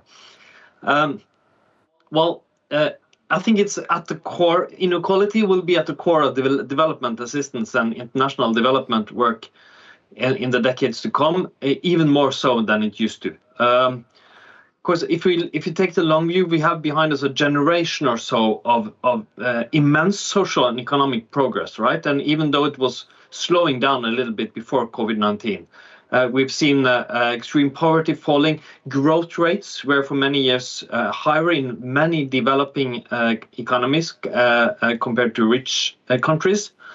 But the pandemic seems to be increasing inequality to a quite high degree, and we probably don't know the full picture yet. But of course, we see it in economic inequality. I mean, in many rich countries, or many of the biggest companies in the world, and the owners of them, they've been doing really well. And in developed economies, rich countries like Norway, we've had the economy to keep people employed, to use our welfare state, and actually to keep the economy running, and to make sure that our businesses don't go bankrupt and so on, which has been important for our countries, but also means that we're doing relatively well. But none of this has been true especially for the least developed countries and lower middle income countries. And we see now, like Policy Director Lars Loe was showing this morning, that growth rates can be back to what was expected for many developed economies, while for the least developed countries, they will remain low. But maybe also, Nikolai, we are talking about some kind of multidimensional inequality, because I think that also other factors are important. Jodi, of course, mentioned vaccine equity, or the lack of it, which is underpinning all this. As long as we don't have more equity in vaccines, this inequality will probably continue to rise. But also look at an issue like education, or human resources, like Kim talked about. I just saw Uganda, an important country, partner country for us. Kids have been out of school for almost 2 years. Imagine what kind of inequality that will create compared to countries in the Nordic region, for instance, where we have been doing relatively better in terms of education, and all the effects it has on gender equality and all these things. So I think that this inequality and the consequences of it will be a major issue for anyone working with international development cooperation in the decades to come. Thank you. I'd like to ask this brilliant panel. It seems every time something bad happens, whether it's a financial crisis or increased food prices or a pandemic or nature crisis, it seems inequality increases as a result of that. Sometimes this is referred to as the Matthew effect. And this could, of course, lead us into fatalism, that this is just how the world works, right? But this also fundamentally breaks with what we think the world ought to be. And within the development community, I think we're constantly adopting visions and agendas and goals that revolves around very much the question of what the world ought to be. Just think of the SDGs. But from what we've heard today, it's really hard to reconcile that with what we're currently experiencing. And if more crises, such as the climate crisis or the nature crisis or even pandemics, if that represents the new normal in a way in the coming years, how can we break out of this tendency of constantly increased inequality and that gulf between what we think the world ought to be and what it seems to be? This is sort of the widened gap that also Bill Gates talked about. Mr. Steiner, Esther Duflo also mentioned that global warming will harm poor countries much more than rich countries as well. So how can we change the way that crises always seem to at least increase inequality? I think the simplest way to answer this, Nikolai, is something that common sense and intuition will essentially answer itself to every citizen. And it's together. And this is the fascinating moment in time that we live in. I mean, people are in some ways experiencing the opposite of solidarity, of coming together. Many are, often talking about the crisis of multilateralism. But, the harsh truth is what we're struggling with is, can we live up to essentially the needs of our time? In UNDP, we have embraced that narrative of living in the age of the Anthropocene, where the collective impact of humans is now literally shaping the geological, the biophysical realities of this planet. It is a different era in which we live. And I think that notion of responding together can then be broken into many different component parts. For instance, in a world that is wealthier than ever in human history in monetary terms, where just 4 countries, the United States, China, Japan, and Germany, account for half the world's GDP, where the GDP of the United States is the equivalent of that of 170 countries, do we begin to understand that it is actually within, first of all, our reach, but also our responsibility to look at how we collectively invest in one another? The idea that somehow development is getting to a certain per capita GDP and then you're on your own and see if you can sink or swim simply doesn't work in a world of pandemics, of climate change, of very differential responsibilities. And so I think at the core of the way forward is not the absence of answers and ways to do it. We have plenty of them. In fact, you heard Hans just speak to many of the examples of how it can be done, how it has been done. The tragedy of our time is that we are not able to pivot in the way that our institutions, our national institutions, but also globally, are able to articulate a rationale for acting together. Climate change and the notion that the poorest countries who have contributed the least should now borrow money expensively in order to do things quicker that wealthier countries are not willing to do, including those who produce fossil fuels, whose economies have been built around the 20th century economy, have not been able to come up with $100 billion. This is the kind of fatalism that is self-inflicted. It is not inevitable. These are choices we make. And I think our role as development practitioners is not to argue for the next project where we can dig some more wells, maybe deeper wells because the water tables are dropping, but actually to come to a point where the idea that Africa, for instance, could be the next frontier of an energy revolution, that the wealthier countries have every reason not just to lend money or to provide some philanthropy, but to co-invest significantly in Africa's, first of all, transition towards a continent where the majority of people actually have access to electricity, and secondly, an energy infrastructure that is renewable and low carbon. But what are we doing? We meet year after year, and we cannot even manage to mobilize $100 billion.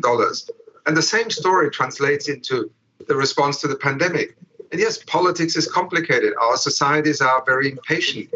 But this is an age where wisdom is needed more than ever, because otherwise what we're doing right now is to undermine the very foundations upon which we actually depend to get beyond this point.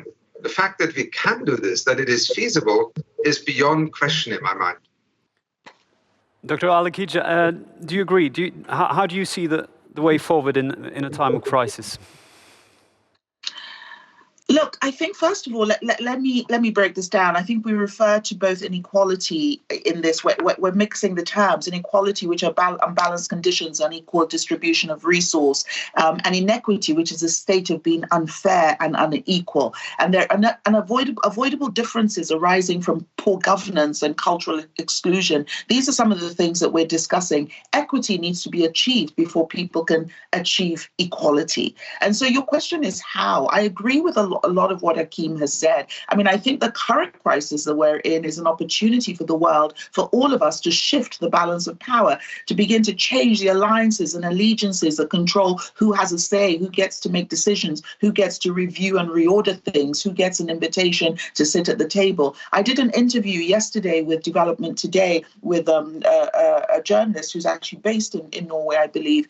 And one of the conversations, the core of our conversation was around the fact that I have recently been invited to sit at the big boys table, so to speak, and that how is that going to change things, for instance, for the ACT Accelerator. I mentioned to Hakeem earlier that this is what we need to begin to do more of. We need to have the voices of those who are most affected, those who can tell you that inequity and inequality to me mean totally different things. You know, we have a world, let me go to practicalities. You know, we're linking COVID and climate. I really like that. I recently, myself, together with Madhuka Pai, wrote an article in Science magazine in which we did the same thing. Like COVID, like climate. You know, we're being asked to pay for something that we haven't caused.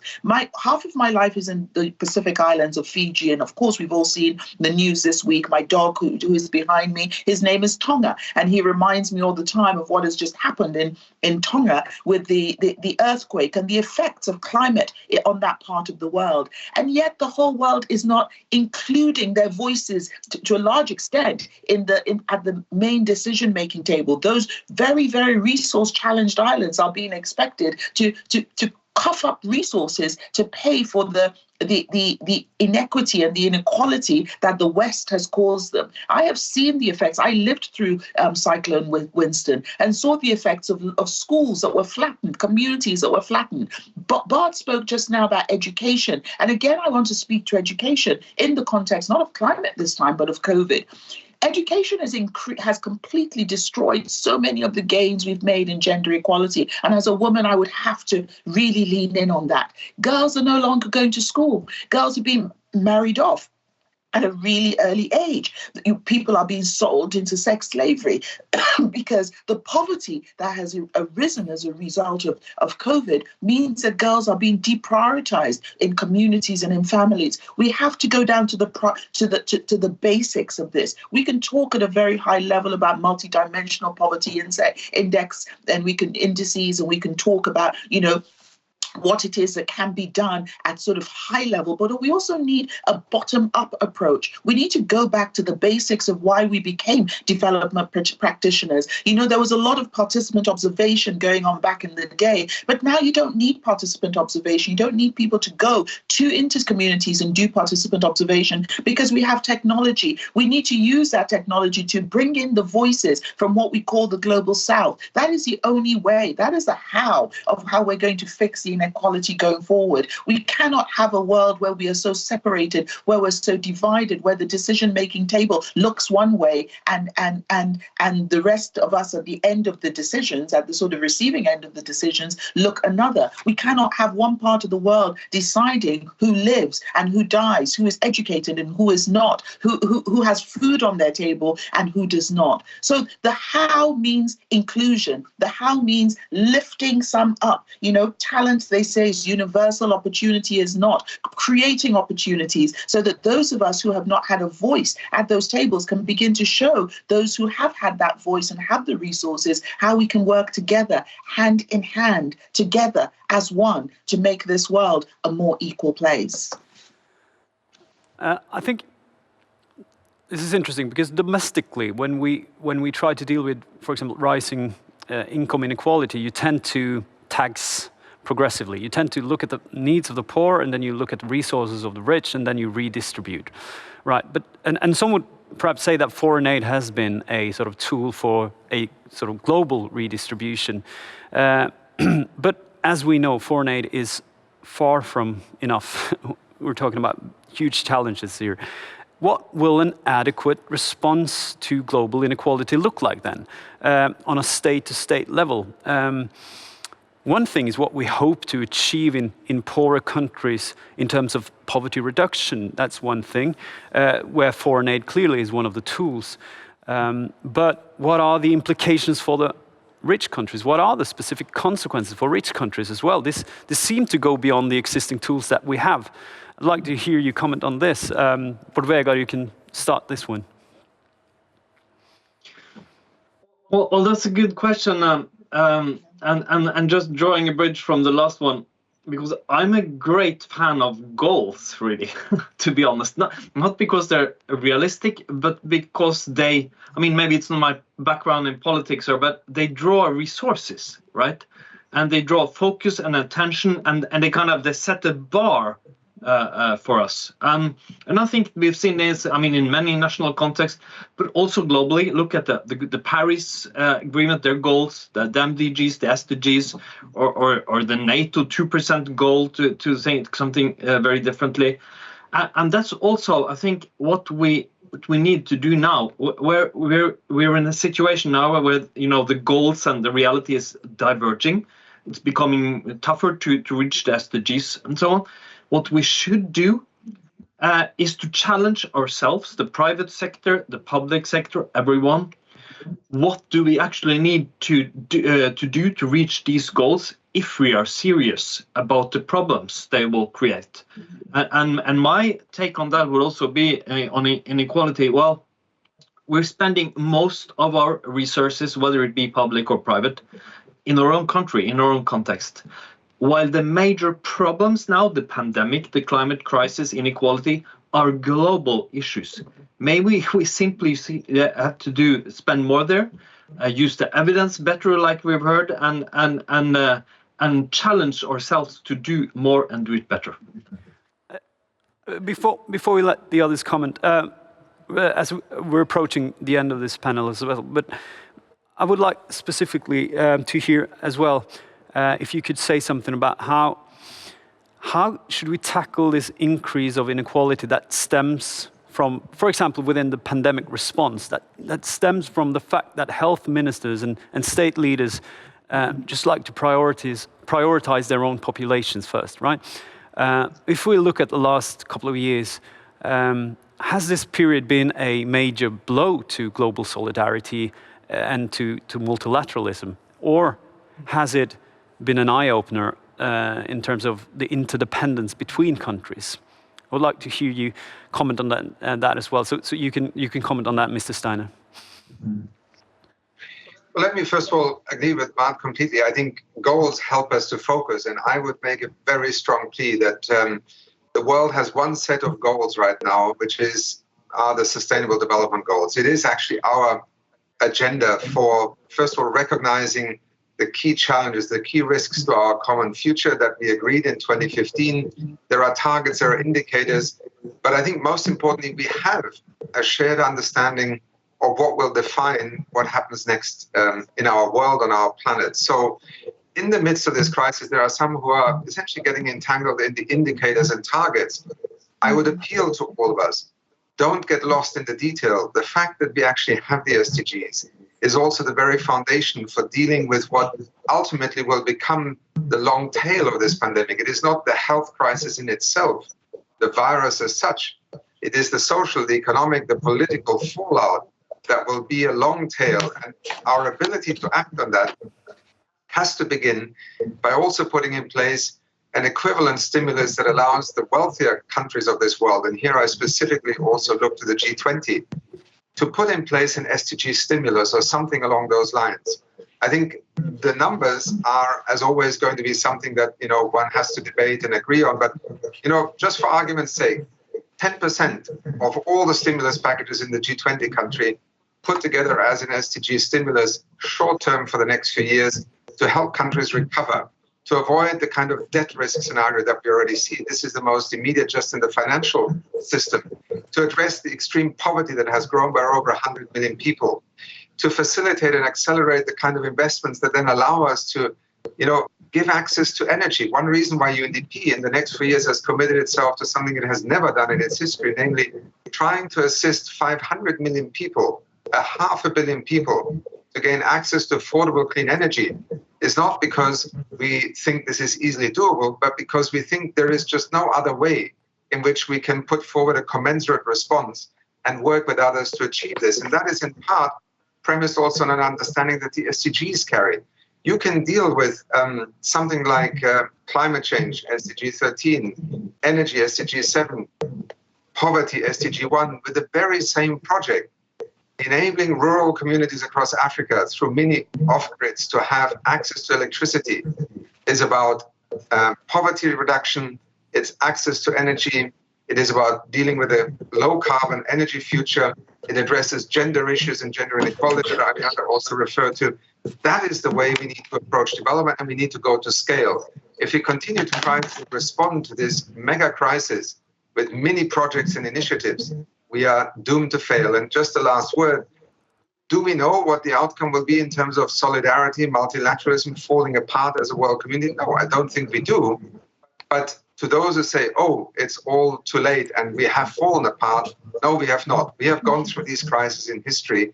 Usually common sense and also a fundamental sense of solidarity do eventually prevail. The question is, can we make this happen faster and more effectively, because we live in a world of 8 billion people now in the midst of an extraordinary crisis, almost without precedent in terms of synchronicity.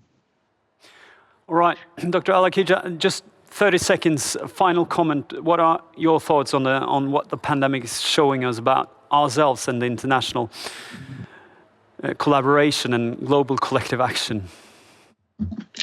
Well, a global crisis requires a global response, and at the moment we're acting in silos. We're not acting as a world. I've said repeatedly, and I think it's been repeated before in Norway, that a once in 100-year crisis demands a once in 100-year level of response and global solidarity. We need to reimagine the systems that we have and the institutions that we currently have. That is my short answer to it. That many of our institutions and our systems are proving themselves to not be fit for purpose within this pandemic and will not be fit for purpose in a post-pandemic world. So if we're going to survive as a global society, it was good to hear Akeem refer to the G20. I also talk about the G7. We need to begin to relook at these structures and what exactly, as well as multilateralism as it exists, and how do we improve that? It is absolutely the way to go, multilateralism. But, just like the Second World War reshaped the world in many ways, I believe COVID and this current crisis leading us into climate, which we hope doesn't become a crisis, will also help us to reshape the world and to have a more equal balance of representation and voices going forward so that we can leave a better world for our generations to come. Thank you. And finally, I'll let my boss also have 30 seconds for a final comment. Bård Vegar. Well, you and your 30 seconds, I totally echo Akeem and Yodi. So just let me add, we're seeing two competing trends, really. One of we have to take more care of ourselves now in dangerous times. It started before COVID, but also one of, look how interconnected we are. That all the solutions, whether it be climate or COVID, are global. We're not safe until the rest of the world is safe, and it's for real. And that just me, and also by saying that I'm really energized by this day. From the discussion this morning was the Norwegian Minister of Development on the Beathe Tvinnereim and the rest of the day, and maybe also picking up the challenge from Ola Rosling, because I like goals, and he was giving us the challenge, and I wrote it down. Norway should be the first fact-based country in the world. And I thought that was interesting. It's a long chat, but maybe both Norad and others and Norway could do even more to base our decisions on a better understanding on the facts. I think that would lead us to prioritizing global issues and global solutions more, and maybe also to working in better ways and doing better decisions on all these issues, for instance, inequality. Unfortunately, it's my job to end now. This has been highly interesting, and I just need to thank you all for sharing your thoughts and insights, and also showing just a little bit of what lies ahead of us. Thank you so much on behalf of NORAD for your participation.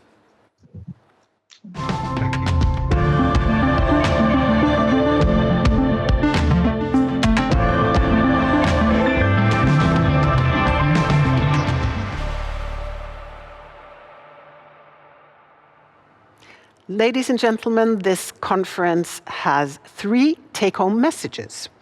0 poverty, 0 emissions, and facts inform policy. And how do we get there? By game-changing solutions. Now, before we round off, we'd like to invite you to another global event coming up. On the 16th and 17th of February, Norway will be hosting the Global Disability Summit, and you're all welcome. Please check the program and sign up at globaldisabilitysummit.org. All right, the 2022 NORAD conference is now over, and we'd like to thank you so much, everybody. All the great panelists, the organizers, the technical team, speakers and moderators, and all of you who have been watching from far and near. Thank you very much, and welcome back next year.